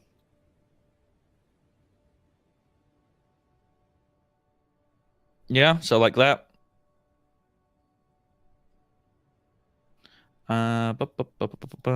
If we assume everyone else is maintaining the single file. 1, 2, 3, 4, 5.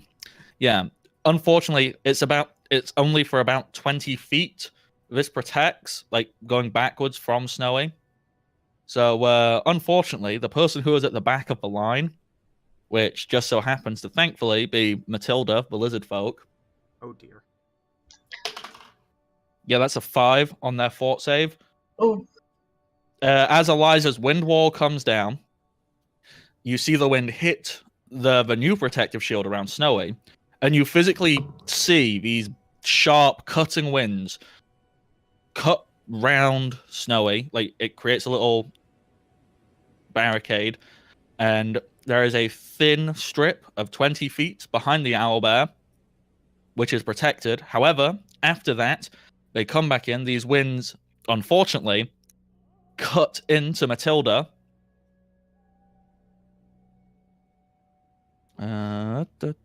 Where are my dice? Uh-huh. Uh-huh. Mm-hmm. Mm-hmm. That's a scary amount of. Yeah. Matilda takes 12, 18, 21. Matilda takes 21 damage and is thrown back 20 feet. There are deep cuts into Matilda, like, because Matilda's not wearing, like, excessive armor. There are deep cuts into Matilda's sides, and they have been thrown back. Can they get up?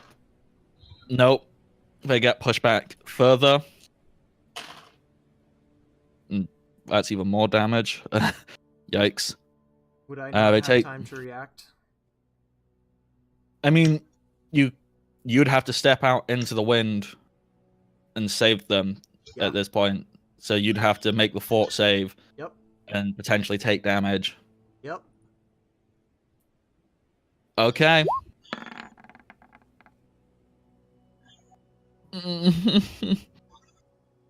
15. 15. Okay, you don't take much damage. 10, 15, 17. You take 17 damage and are pushed 10 foot back. Matilda got pushed further back. Matilda's still 10 feet away from you, and you are 10 feet away from the safe zone. All right. With my 50 feet of movement, I'm going to grab him and drag him as quickly as I can. Would that be a strength check to see if I can drag him? Yep. 24. You've grabbed hold of Matilda, the lizard folk. You're going to start dragging. Make a fort save to keep trying to push forward. Ooh, come on. 17. All right. Yeah. You can push forward through it. However, you are still taking damage. It's not as bad. I say that. I literally rolled half the amount of dice, yet still managed to do 15 damage. And Matilda, I'm going to make the fort save for Matilda. Still cannot make it. As you make it back to the safe zone, and you look down, Matilda's head has been shorn off by this wind. Matilda's dead. Okay.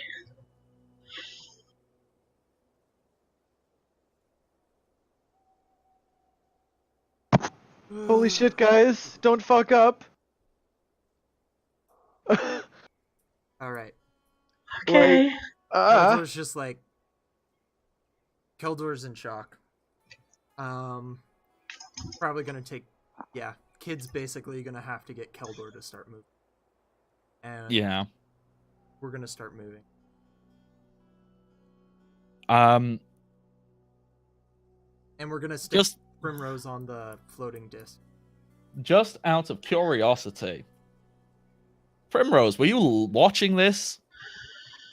Prim, I'm gonna say no. Prim was facing forward, focusing on this, but if they heard noises, This is something very strange. You could not hear anything outside of the little safe zone. Anything outside, it is dominated by wind.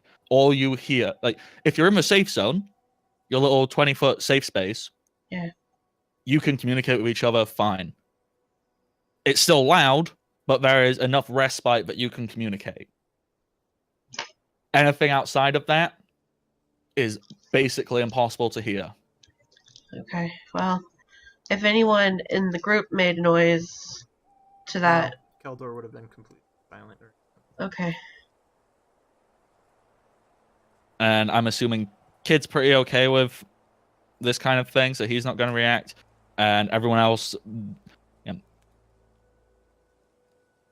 I think what they would have done is they'd have looked, seen Keldor, and be like, Keldor, what are you doing? And as soon as you grab them, pull them out, they've looked straight back forward. They weren't looking back. They have not seen what's happened to Matilda. All right. They saw Keldor grab them, pull them into the safe zone, and think, all right, it's fine, it's great, it's dandy. But it wasn't. Ooh, okay. This is turning into a horror movie. Well, I don't like horror. I don't like horror films. We can now add wind to the deadliest foes you've come across, right up there with walls and flowing water. Nature. Seriously. Just fucking nature. Yep, so Keldor, you start healing yourself up as you walk back. What do you do with Matilda's body? Are you still carrying it? Do you just... Nope. Keldor dropped it and is going. Yeah. Do you purposely drop it and let it go back into the wind, or you drop it in the safe zone and... He doesn't. even look at it. He's like in shock. He doesn't happening. Okay. So let's get moving forward. Please. Grim, Uh-huh. can you please make a concentration check to see if you can keep up your music playing? Yeah. So scared right now. Holy shit. Why you do this to me? How dare you?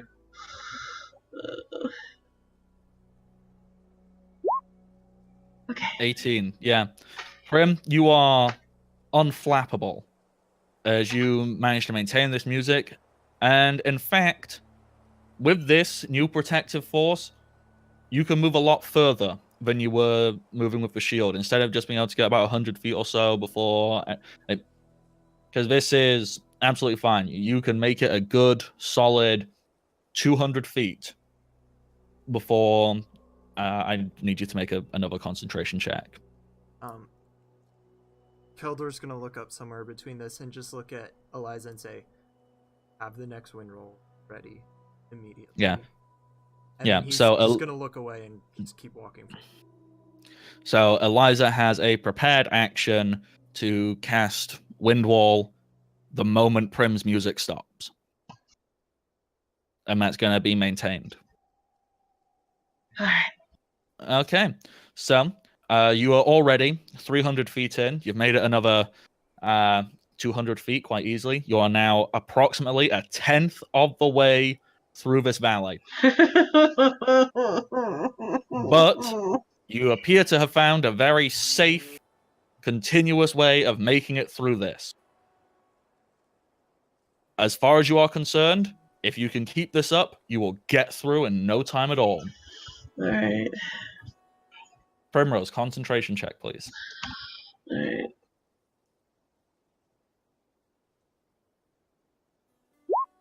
Whew. 22. Prim, you have a zen-like focus as you can sit on a floating disc. You don't even need to walk. You can sit there cross-legged, close your eyes, and play your music away. That's what they're doing. Yeah. They're in their element right now. Yep. You're doing that. You are completely focused. You're going. You're doing. And this, you are so zen right now. You can get another 300 feet. You are 800 feet into this mile. You're making good progress. Right. Keldor, do you want to do anything, check anything before the next concentration check is needed? Keldor's not doing. I'm assuming Kid's keeping an eye out for stuff. Yeah, Kid will be Keldor's like, just kind of still in shock. okay. How many more casts of Windwall does Eliza have, assuming that she filled her loadout with them? I don't know how many spell slots she has. She's level 7, she has 2 more. Okay, cool. Just so I've got it in my head, so know when you need to start worrying. All right, so the next 300 feet pass with pretty much no problem. Primrose, concentration check, please. Yeah. 24. Yeah. With each one of these, you are getting more and more used to it. It's getting a little bit easier every time. That's another 400 feet. You are 1,200 feet into this mile, and a mile is about 5,000 and something feet. I don't know exactly because that's... 5,280. There we go. So, you're making good, solid time.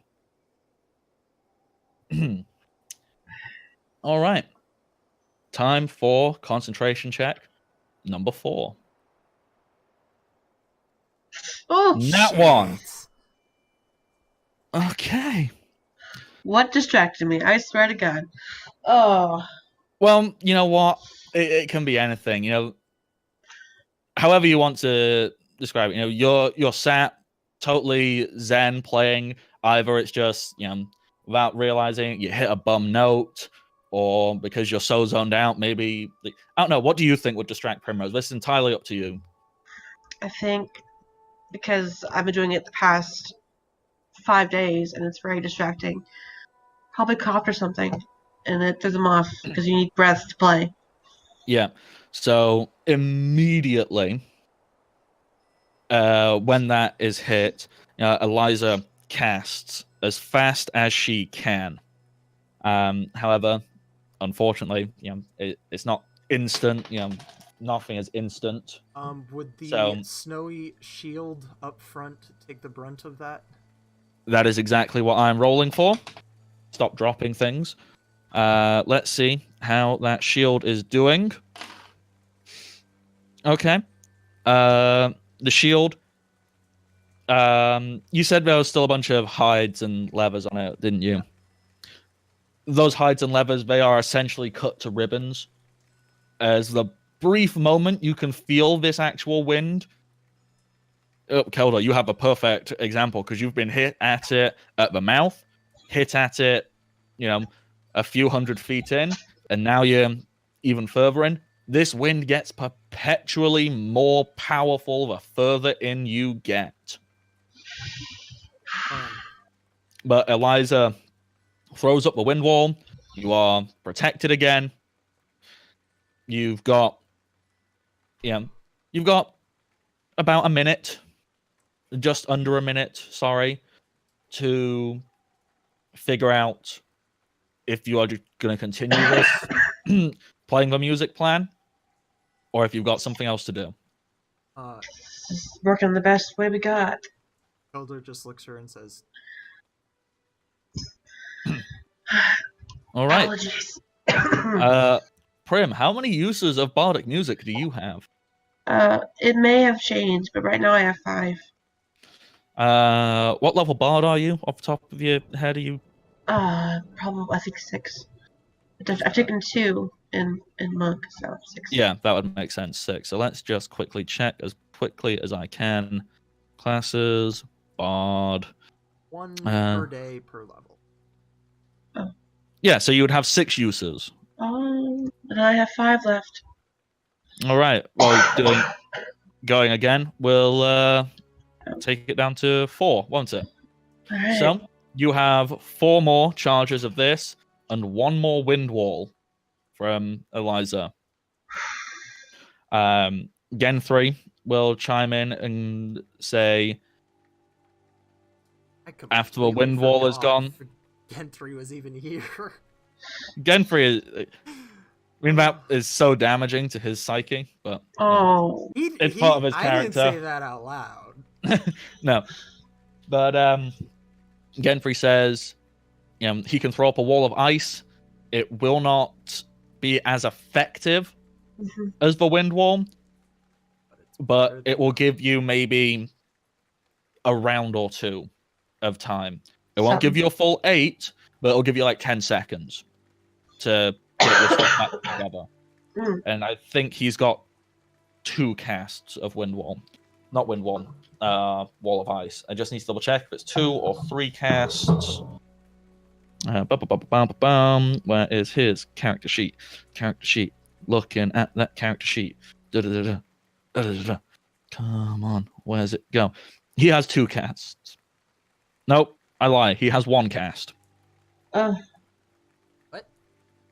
Yeah, Genfrey has 1 cast of Wall of Ice. Character sheet. Character sheet. Okay, so we have. He's a wizard, right? Wall of Ice is a level 4 spell. Yeah. Doesn't he get bonuses from his intelligence? Or is he not smart enough for that? He's got a 17 intelligence, but let me just double check. If it's a 4th level spell, no. Yeah, because on my prepare, he's only got 1 slot to prepare things there. Okay. Another thing he can do as an emergency, he has 4 casts of rope trick. So That'll keep us from getting separated.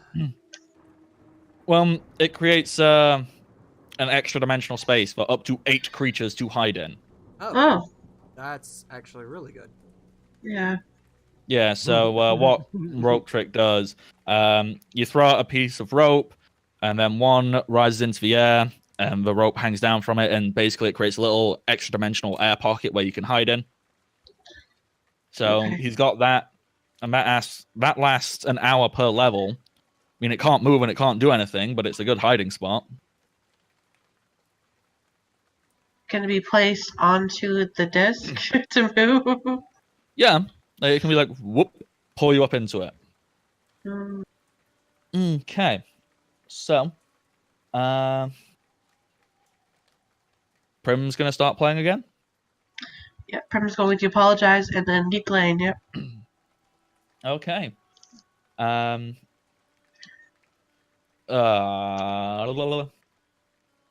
I have totally just forgotten because I said too many things. How far in you were? 1200. 1200. Yeah. Okay. Concentration check, please, Primrose. This moment, I realize how old they are, and this is probably a lot. This is probably taxing on their lot. Oh yeah, this would be Man. scarily intense. Come on. All right, 13. To get started, that's fine. Because, mechanically how this works is actually it's a low start, but it gets harder as you go further and further playing. Right. Which kind of sucks, but the further in you get, the more damage and dangerous it gets. It's a very intense thing. Why is the best things thrown against us not enemies? Because enemies are so limiting in what they can do in lots of ways. Wall, wind. The only thing it can do is blow. Wall, Yeah. all it can do Yet is just somehow stand there. more terrifying than a dragon at this point. Yeah. But the thing is, there's also only so many things you can do against wind. That's true. An enemy, come on, you can stab it, you can throw fire at it, you can talk to it, you can do this, you can do that. What can you do against the wall except climb up it? You have one thing you can do against it. This is true. So it's this weird limitation thing. Yeah. But it is surprisingly intense. Well, I think we're all going to have to have a nice sit down and go, just happened when this is done. Yeah. All right. So, Prim, you make the concentration check, and this one will get the group an additional 500 feet in. You are now at 1,700 feet into this mile. Or it'll kill us all. Shut up, And- TJ. With that, I think that is the perfect point to jump back over to Chimichanga. Oh god.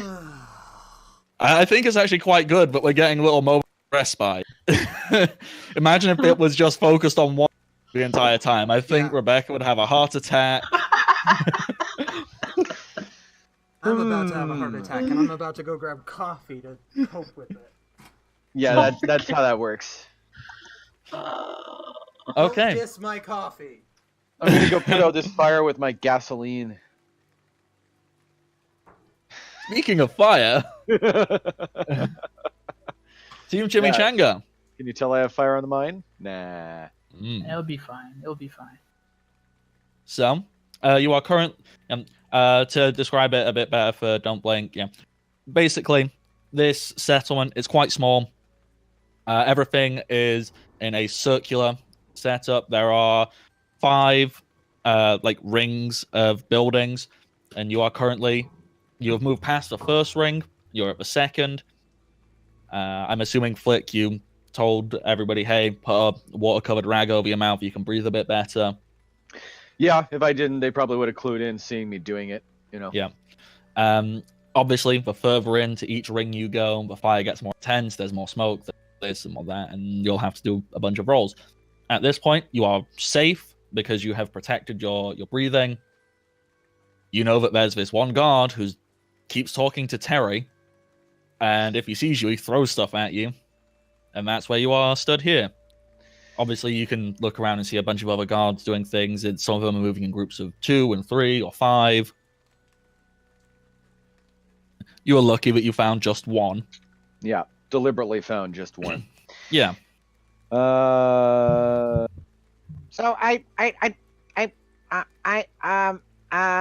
Vaco, Yes. help. I don't know what I can do to help. Let's see. Well, we're supposed to be finding these daggers, right? I'm not going sifting through every one of these buildings. Like, I hold up my burnt ass hand from the first fire I stuck it into when I got compelled by the flames, and I'm like, I can't handle too many more as it is. Vako nods his head. I think I may have something. Yeah, Sansalar will chime in and go, well, yeah. Just for reference point. If these are the daggers, which, well, I'm assuming they're the same ones. You know, we used to keep some ceremonial stuff. Yeah. Probably, yeah. Yeah. And he points to the one building that is perpetually 100% engulfed in flames, with slap bang the only building in the center ring. Because it was, you know, in there. So Yeah, of course you were going to say that. Yeah, yeah, sure. Yeah. Right. Okay, yeah. Cool. Figures. Okay. Yup. So, I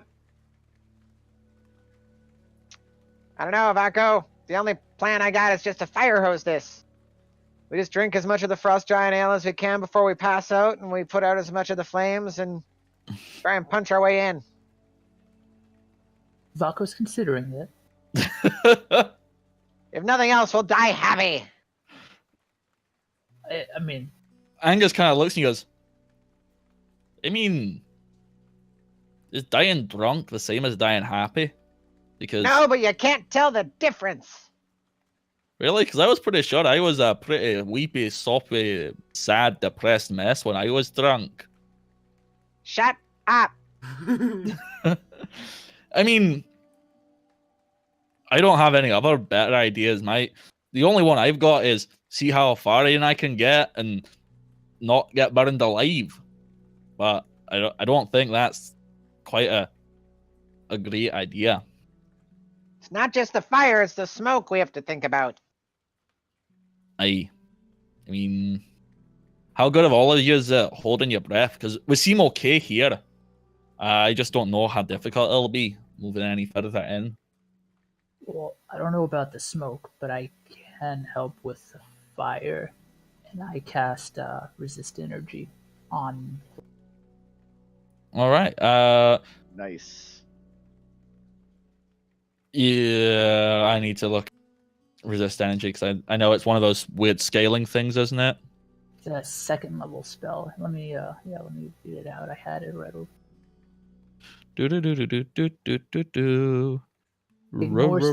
Ignores the first 10 or more points of damage and attack from a specified energy type, which of course I'm going to make fire. It's Sweet. it lasts 10 minutes per level. Yeah. It goes up to 20 Nice. points at 7th level, so it'd be the first 20 points of fire damage. Ooh, there you Nice. go. Is that per round or?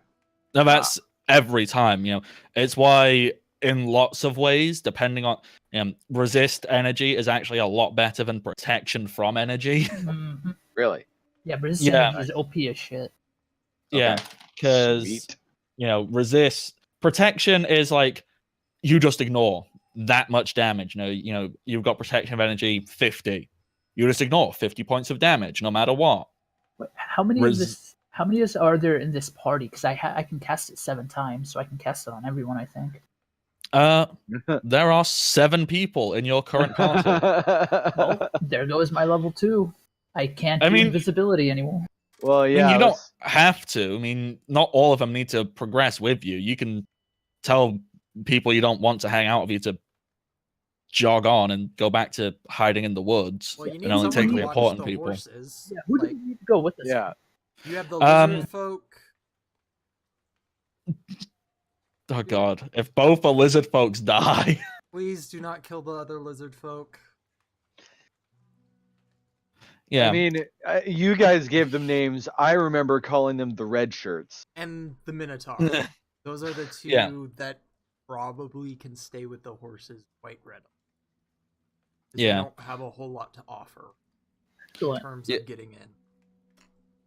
All right, so I'll cast it myself, Flick, the so-called king, and then Boom. Mr. Happy Pants. I've just realized you can actually save a few of your castings because Relifor can cast this as well. Nice. And shit. Beautiful. So can Sansalar because he is a ranger and has spell casting. I mean, Okay. his won't be as good because he's a ranger and shit. Still 10 per. Yeah. So Relithor can cast it on, to make it fair, Sanzala will cast it on himself. Relithor will cast it on himself and Angus, and then you only need to use 2. 1 for you, 1 for Flick. Perfect. All right. 20 points of damage, fire resisted. There we go. That's pretty good. You know, this is great, but I can't help feeling that it would have been more helpful 20 minutes ago. Oh, Before I sorry. stuck my hand into that fire. I was drunk. Flick That is just the best nods excuse. knowingly. Yeah, like that's the. Oh, okay. Well, Then fine. Oh, why didn't you say so? Okay. So, what? Yeah, none of these sound like good ideas. I don't know. We can sneak in and try and get past more people, but we're not going to sneak through the flames at a certain point. We're going to have to start putting them out. People are going to notice that. Even these ghost people things. I can make us invisible. Huh. Well. Angus will look at him and he'll go like, are you sure they'll notice it? Because unless we interact with them, they're walking into buildings that are already on fire and setting it more on fire. I just don't think they'd actually notice if the building was or wasn't on fire. Okay, fair enough. So We can long as test they that don't theory. see us, we're kind of okay. At least that's what I'm assuming.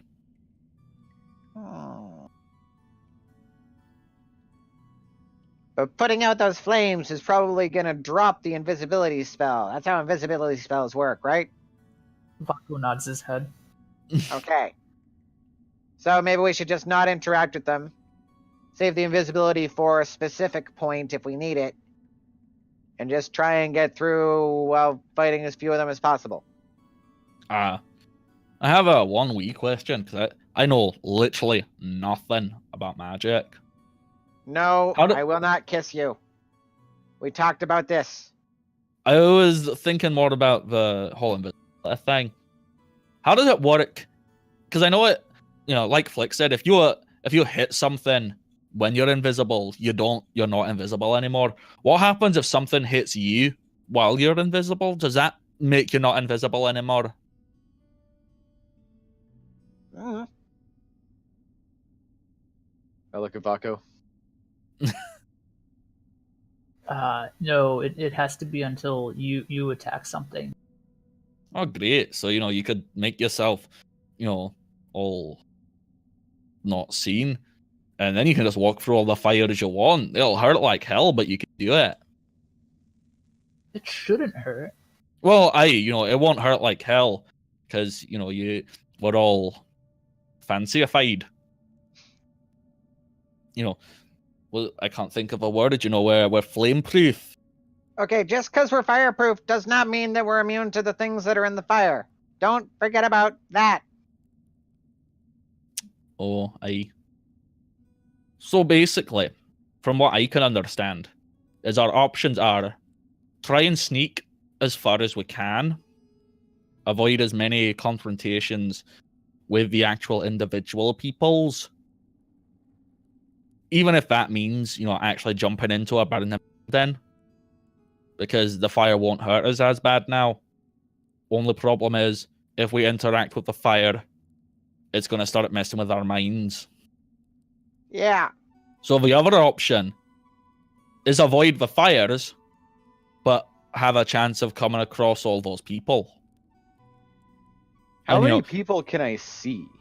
How many soldiers? Looking where you are on the second ring, Yeah. you can see about a dozen on this second ring. You look further in, and you can see maybe twice that, traveling in larger packs, of 3s and up to 5. And then if you look down towards, because that's the third ring, so the fourth ring, you can see that there's essentially like half a battalion You know, so maybe like Okay. 20 or so of them, and you have no idea what is going on in that center. It is just engulfed in fire. Hmm.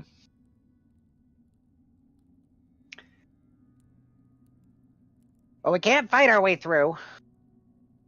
So, yeah, we have to avoid confrontation one way or the other.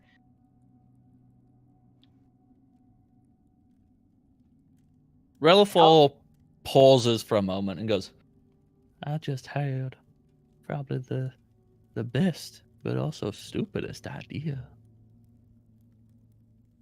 You know how all these people, they keep just coming back after they get killed? What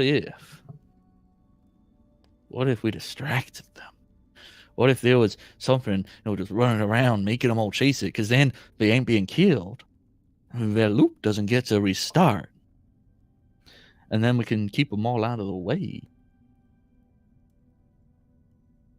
Vaco just kind of nods for a little bit and kind of looks at Flick for what he thinks. The brilliance of madness? Yeah. Now, what do we think would be the most distracting thing? Vaco just kind of like looks back at him. Who do we think amongst us right here? Probably the most strange and distracting out of all of us. Can you cast invisibility too? Nope. I don't think. Nope. I can do this. And he turns into a rhinoceros.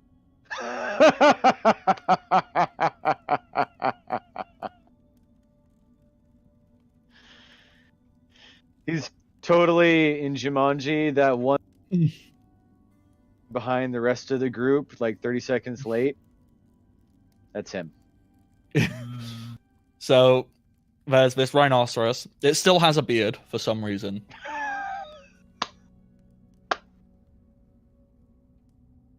It can't talk anymore. I grab some burnt grass and feed it to him. It eats it. Of course it does.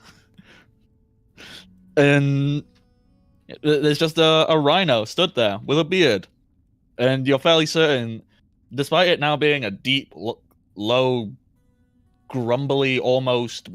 The only thing I understand how rhino noises make is it's kind of similar to like a cow's moo, just more rhino-y. Kind of go... Just like that.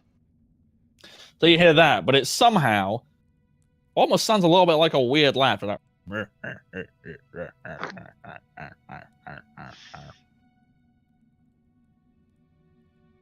Okay, this just got weirder. Even possible. I didn't think so, but we got there. Okay, What have I done? What have I done? You have cursed yourself. That's what you've done. I'm really tempted to ride the rhino, but we'll save that for another day. No, we're too close as it is, buddy. I'm sorry. I take a step away from the rhino. I would stab it to get it moving, but I think that might keep it here longer. It starts to just turn around and just pick a random direction, vaguely headed towards the center. It hasn't started moving yet, but it's kind of waiting for somebody to say, go. Okay. How long does invisibility last, Vaco? He kind of sighs. He says, about 7 minutes. Oh, well, we're gonna have to save that for a while then. Okay, you guys are gonna stick back behind me.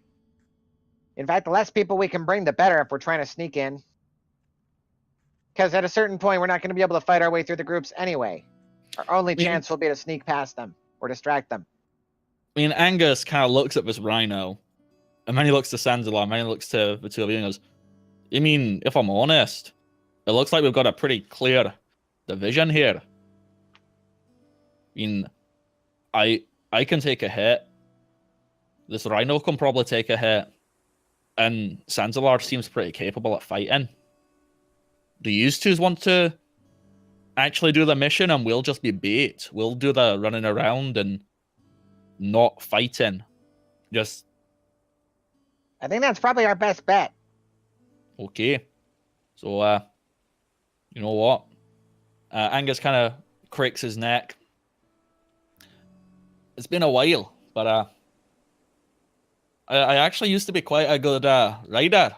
You know, was actually pretty well trained. So, and he hurls himself up, mounts the rhino. It's a wee weird, Mount but the rhino. Do, do, do.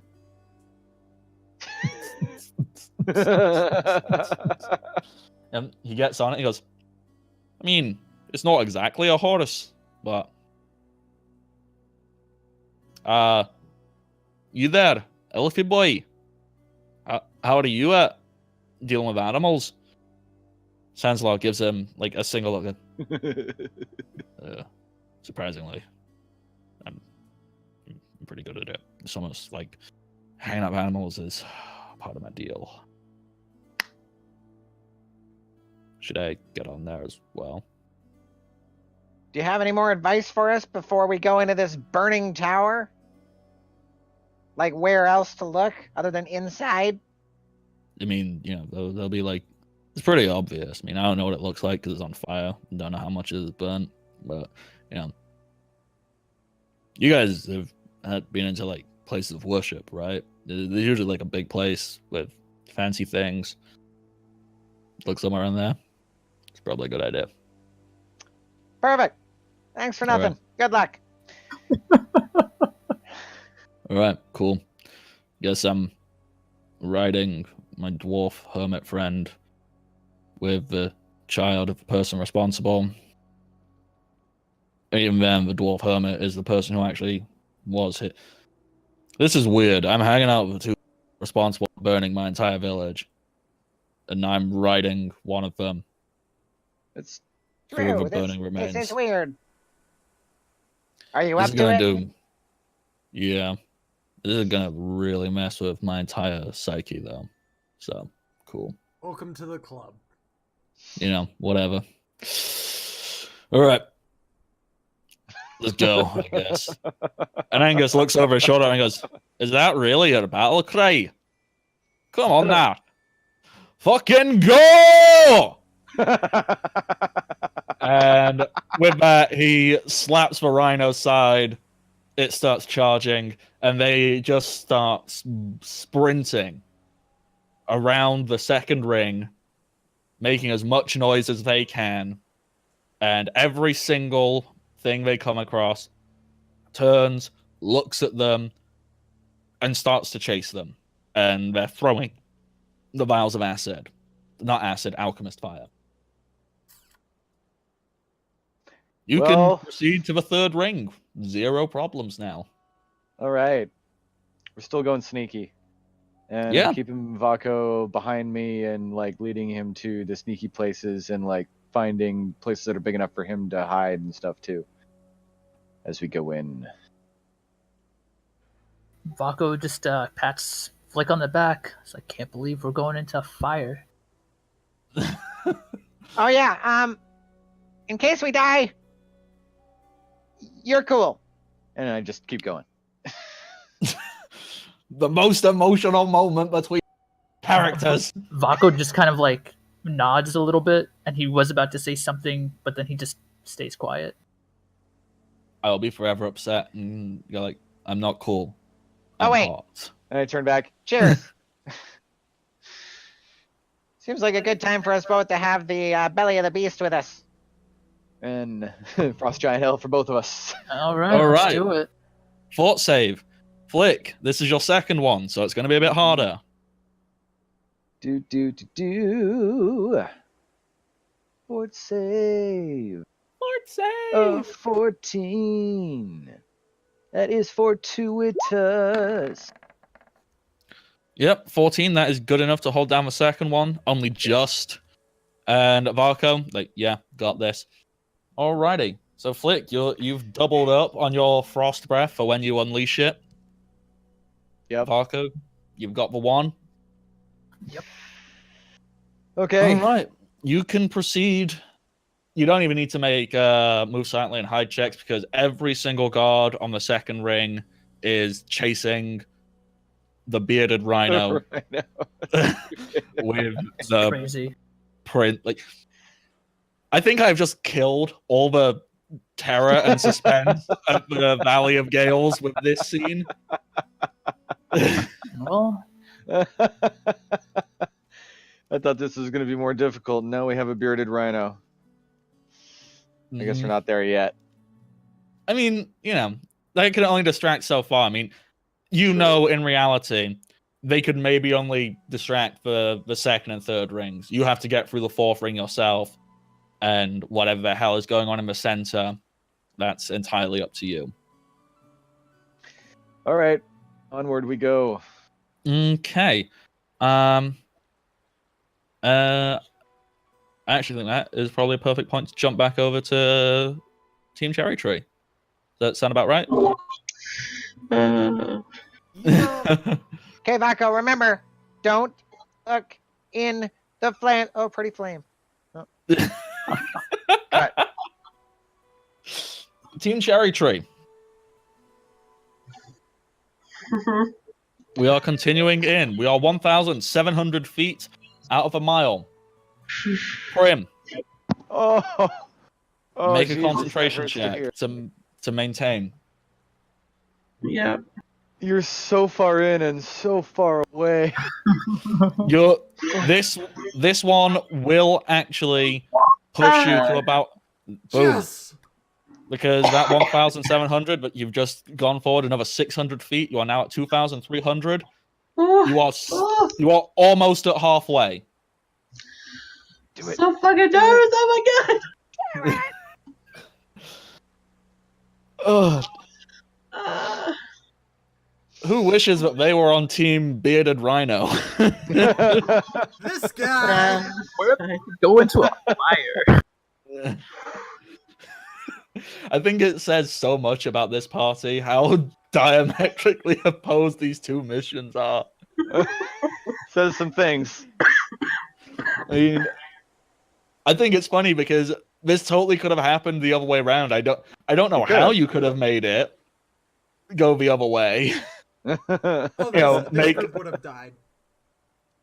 This group would have died. They don't have anything to counter the wind, do they? Nope. No. I would have had nothing. I couldn't have done shit.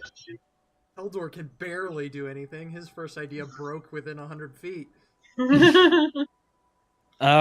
Okay, so Prim, you maintain this concentration, you get going. You're another 600 feet in, 2,300 feet. Pretty good. This next one is going to get you to 3,100. Pretty concentration good.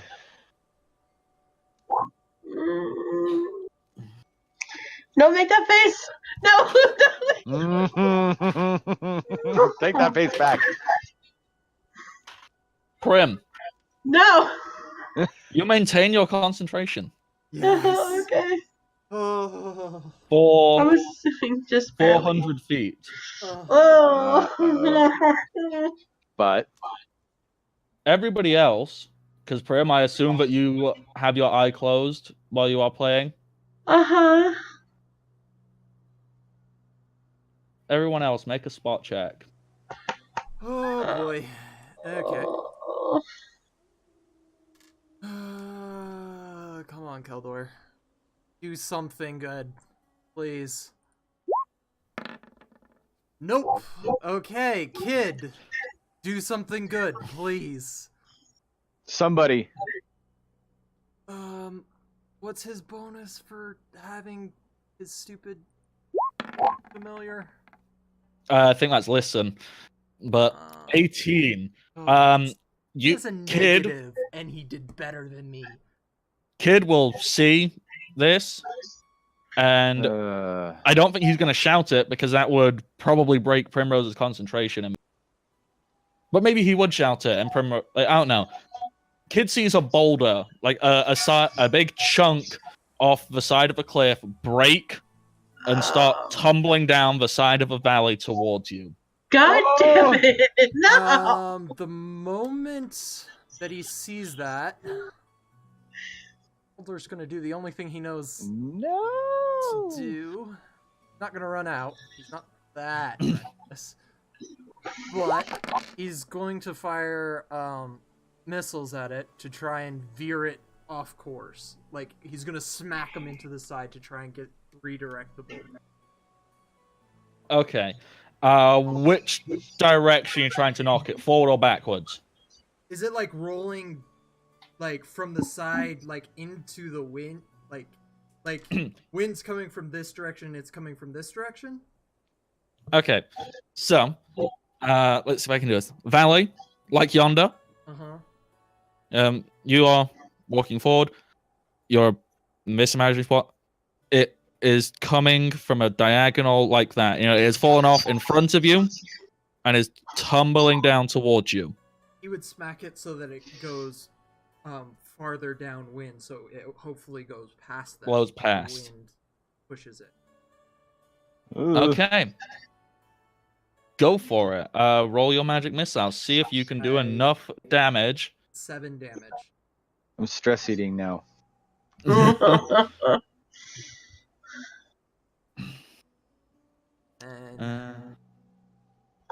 what would Kid?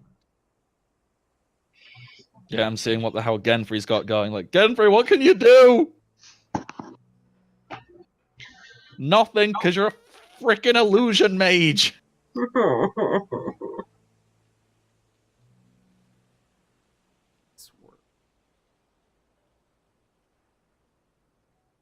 It has to be a creature. Damn it. Oh, and distract the wind with a bearded rhino. Yeah. I don't think he has a choice if that boulder's coming towards us and I didn't push it out of the way. This is such a bad. Okay, Genfrey doesn't have anything. Does Eliza have anything? It's gonna cast lightning bolt at it. Kids shooting this thing with lightning. Yes. All right, do it. 19. Yeah. Keldor. This boulder, it is tumbling down. You can see it tumbling off the side towards you. And you go, phoom. You get some magic missiles. You bolt it and you hit it further back. So it's not going to hit the front of the party. It's no longer going to hit Snowy, Keldor, Primrose. It now looks as if it's heading towards Eliza, Genfrey, and Kid. Kid hurls a lightning bolt at it and causes it to shatter. The big chunk of boulder breaks up. So now, thankfully, no one's getting hit by the big boulder, which would have dealt a lot of damage. But unfortunately, the debris caused by that is going to shower down on you all. Ooh. So, going in order from the front to the back, 5 damage for Keldor, 6 damage for Primrose, 2 for Eliza, 1 for Genfrey, Just a question. 6 for Kid. Does anything get blocked by the snowy? Well, how it was falling, It came when from you the knocked side. it, Yeah. Okay. you knocked it further back, so it wasn't coming, and then when Kid made it explode, it's actually exploded from behind you. I mean, Snowy doesn't get hit. Snowy's fine. Snowy out of all of us could take it because he has damage resist right at the moment. Yeah. Well, he's got a wind wall. Ranged things can't actually penetrate him. Yep. That's, small ones. A big one would. Oh well. Primrose. After being hit by this rock, you need to make a concentration check. Mm-hmm. And how much damage did Kid take? Kid took 6 damage. Good thing. I was- Nat 20. Primrose. This chunk of rock clocks you on the side of the head. You don't even notice it. You keep going. And you know what? With that Nat 20, you were at 1-7. You'd gotten 4. And then the boulder fell. So you're going to get that additional 4. And you know what? You're going to move up the next 900. So we're at 17, add 800. That takes you to 25, add 9. You're at 3,400 feet into this mile. Than halfway. You're a solid chunk past halfway. Yeah. Unfortunately, No. this is where it starts to get a little bit more, well, not a little bit, a lot more dangerous. That boulder was the first sign of things to come, because that was the halfway point. That was literally like the halfway point boulder. All right. If you look up at the sides now, before they were quite clean cut, these are now very sharp and jagged, and they appear to have scorched marks going along their sides. Oh, why? As if you look up into the sky, this area seems to have a perpetual swirling dark vortex of clouds over it. Oh.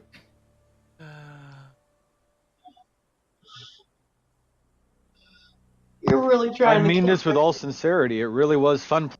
Shut up! Yeah, Shut up! you're really trying to kill us right now. I'm so scared. There's a, this isn't just a token. Nobody's been into the Valley of Chaos. Everybody around here is lazy and lacks adventure. Okay, so does it look like lightning bolts? That's what the scorch marks on the side look like, and that most definitely looks like a thundercloud. All right, Eliza's gonna cast resist energy because it's something she can do Yeah. on as many people as she is capable of. If we're assuming that she had the max amount of that prepared, I'll allow it. Yeah, I don't think anything else we would have considered useful in this situation, except for maybe Ray's endurance. And So max for 1, 2, her 3, would be- 4, 5, 6. resist is a second. I think so. Yeah. So she would have 4, 5. Okay. Well, that can be everybody except Snowy. Actually, Fine. Keldor would be like, let Snowy have it, because he's our shield, and if he goes down, we're all screwed. Keldor's gonna go without the resistance. All right. So, oh dear, this could go really bad. Yeah? You're telling me? I noticed. It had to be a 3. What does that mean? So, since there are 7 people in the party, I was rolling a d8. You know, whatever number it is who it hits in the party. Uh-oh. It hits Primrose. I mean, 8 would have been worse, because then it would have hit all. But, well, it would have at least tried to hit all of you. Prim, can you please make a reflex save? Oh, fucking did it. Alright. Uh-oh. I'm so fucking nervous.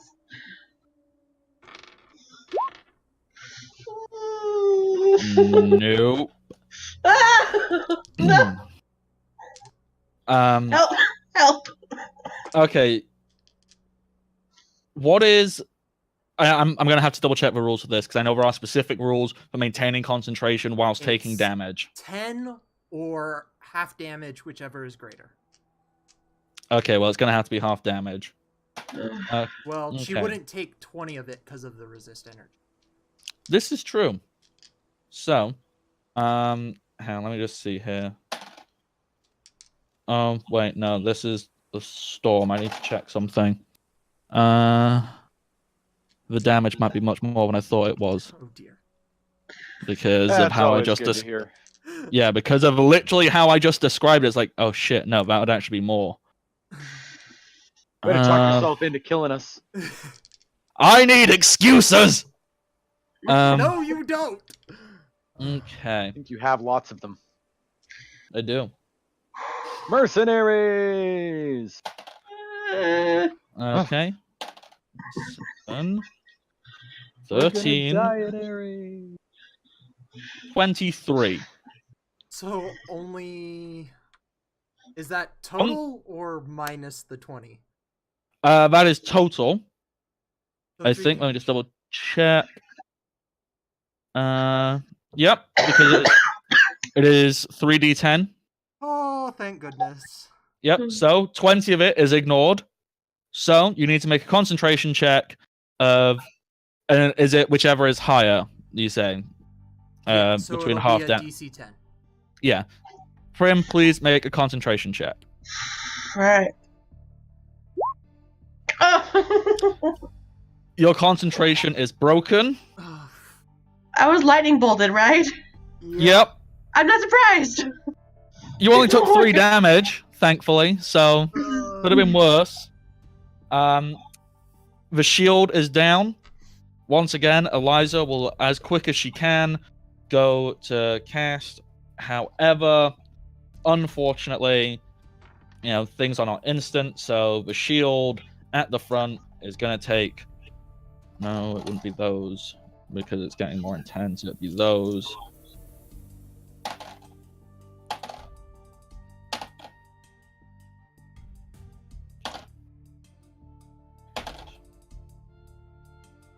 Oh.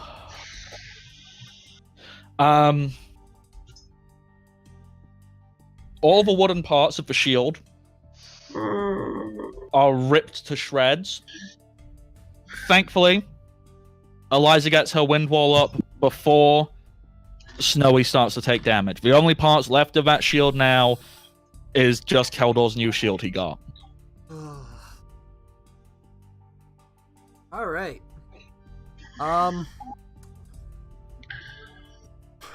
We have a few rounds to redo stuff. So Please tell me there are no side effects from lightning damage. No, there's No, you're fine. Cool, good. Well, you're I not don't need fine. any You more got struck shit by right now. you got struck by a bolt of lightning. Take that there as is you still will. that. Other than that, you're fine. I mean, So- you'll have a dope as hell scar, because lightning bolts leave really cool scars. Where did it hit me though? That's the question. Well, it came from above, so... My head. And you're Jesus sitting Christ. on a floating disc, so it probably arced through your head and out your foot. Ah. We can say it struck you on the neck because they don't come directly down, they come at an angle. Lightning does all that jazz. So, it can hit you in the shoulder or it can hit you in the back. You decide where it hit you. You just have a really cool scar that looks like it's made out of roots. You're just like, And Oh, you ow. lost your sense of taste. Fucking ow. What the fuck? And I'm just like, Primrose? Shield? Uh-huh.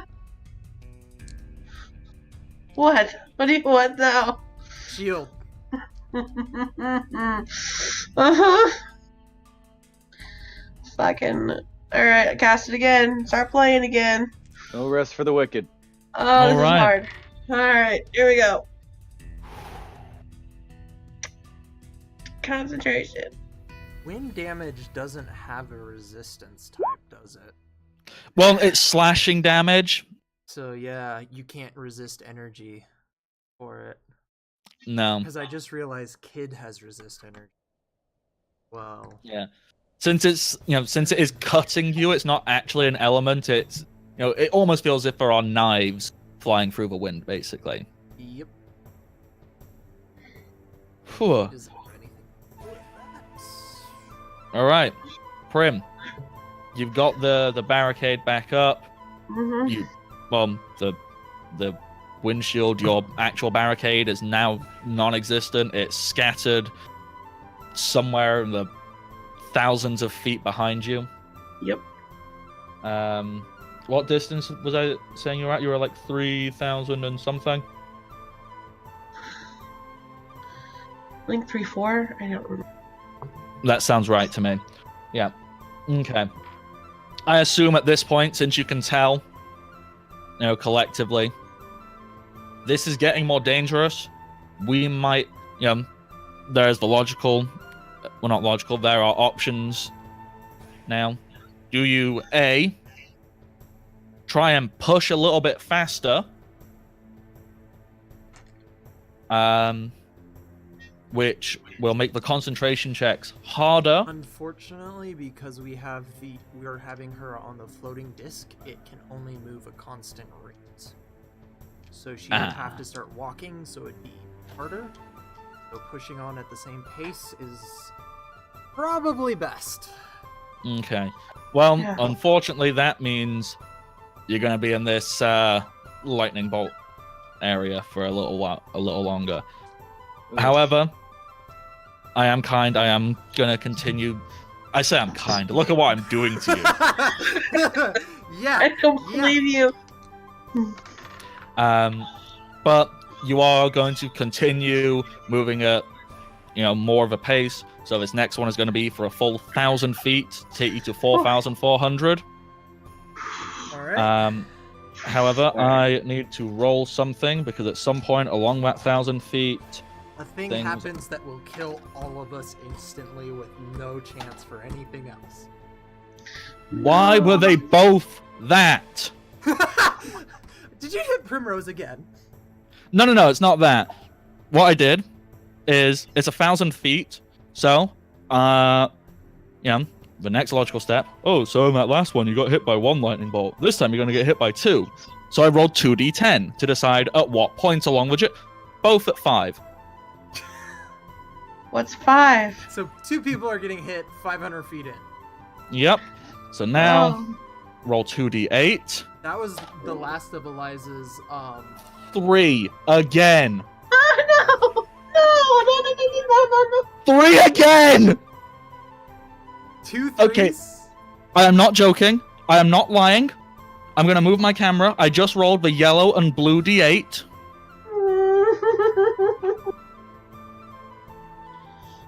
See? We actually can't see it. It's a little off. Yeah, it there's is. 3. There's Yeah. a 3. And there's a 3. Okay. Yep. I'm just dropping stuff everywhere now. Dude, fuck those dice, they're shit. Rose, Uh-huh. please stay concentrated. Try. Primrose, please make 2 reflex saves. Alright.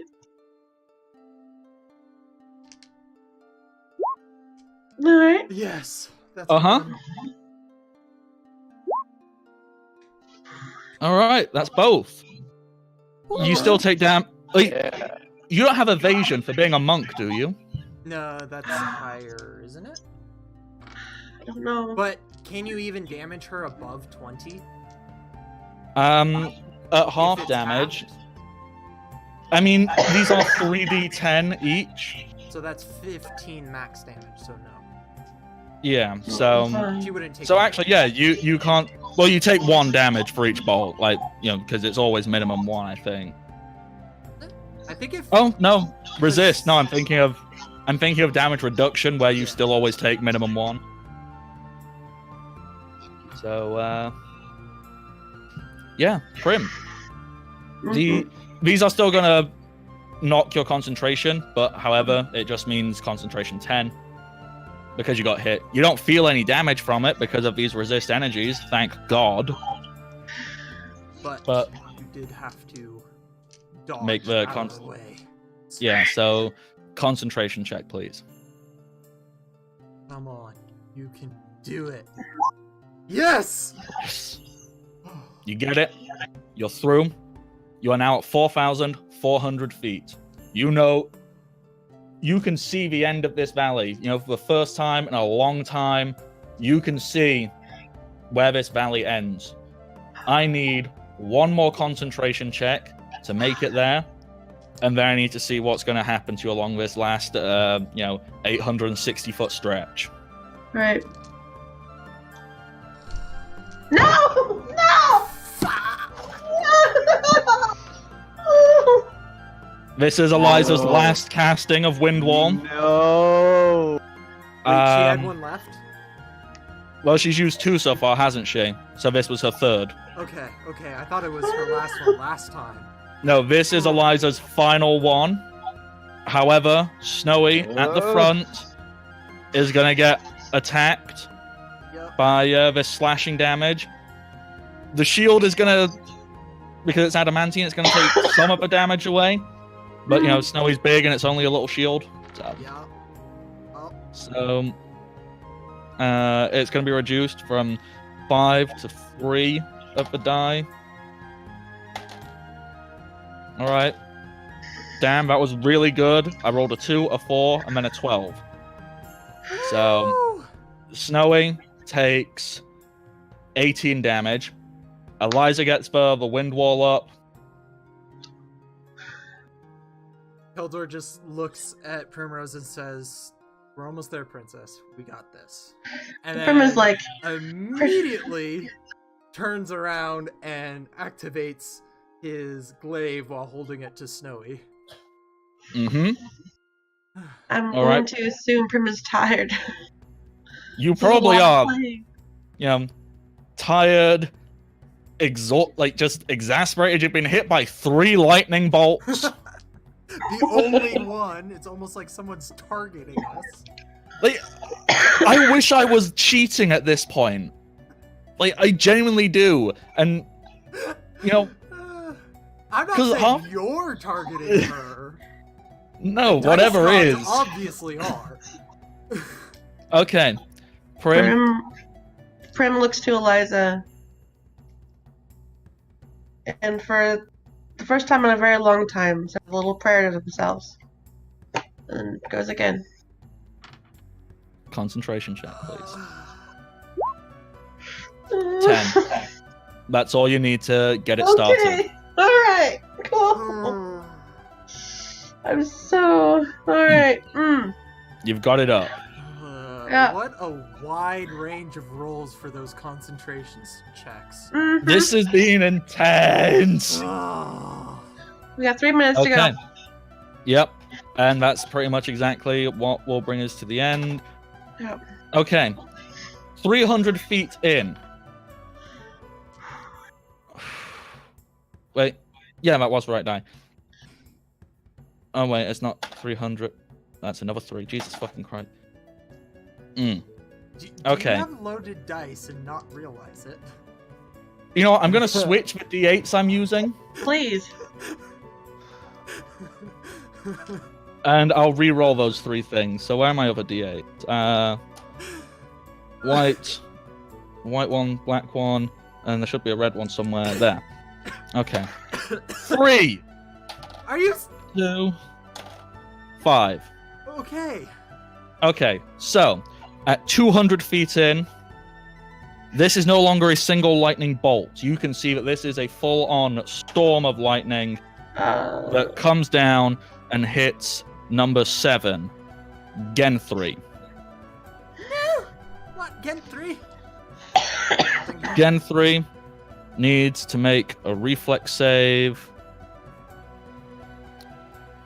Where's his sheet? It's down there. Come on, Gen 3. You can Wizards do are it. great at reflex saves, right? Yeah. Yeah, it is- totally. it- He That's what I doesn't remember. have Negative. Does he have negative? I don't know. No, Gen 3's pretty dexterous. 16. Yeah. Just enough. So he takes half damage. And he is taking 5. So half of 5d10.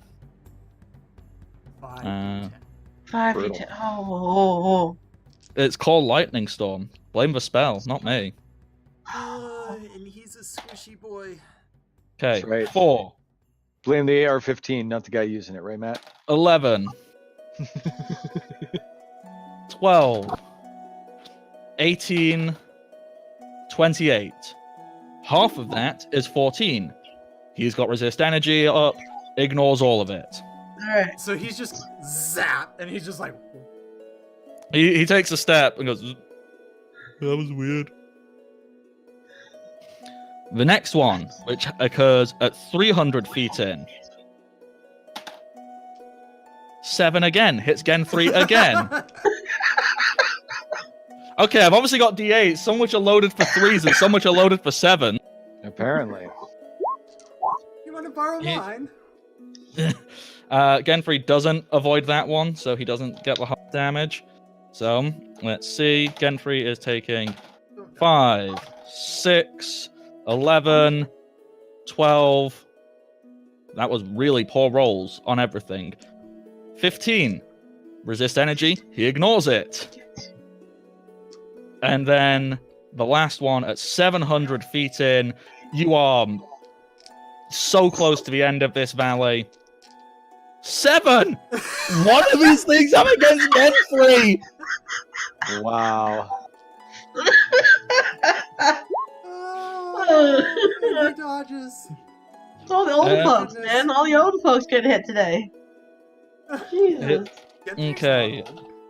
10, 20, Beaten down by 25, 34, 38 damage. Half of that is 19. He ignores it all. And you make it out of the Valley of Gales. Ah. And now here's the question. At what point does the party realize they are down one? I assume when you all get to this stop, when you step out of it, although, as you step out of the Valley of Gales and you feel all the wind around you stop, you are, Keldor, you're at the front of a party, yes? Yes. With Snowy. In front of you, a large metal object is hurled and it lands inches in front of your feet. This object is in the shape of a stereotypical lightning bolt, and it was thrown from above. If you look up, you see a humanoid creature with a set of miraculous wings sprouting out of its back. It has clawed feet and elongated fingernails. It seems to have a very avian structure to its body. If you had to make a quick assessment, you would assume it female. It seems to have feminine features and whatnot. And it looks down at you and it says, "Who dares step into my realm?" And that is where we will end tonight's session.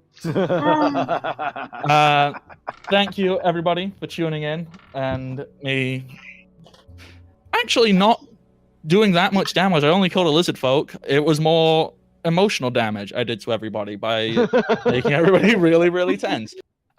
You can find more stuff from Welcome to Party over on my Twitter page at Welcome Party RPG.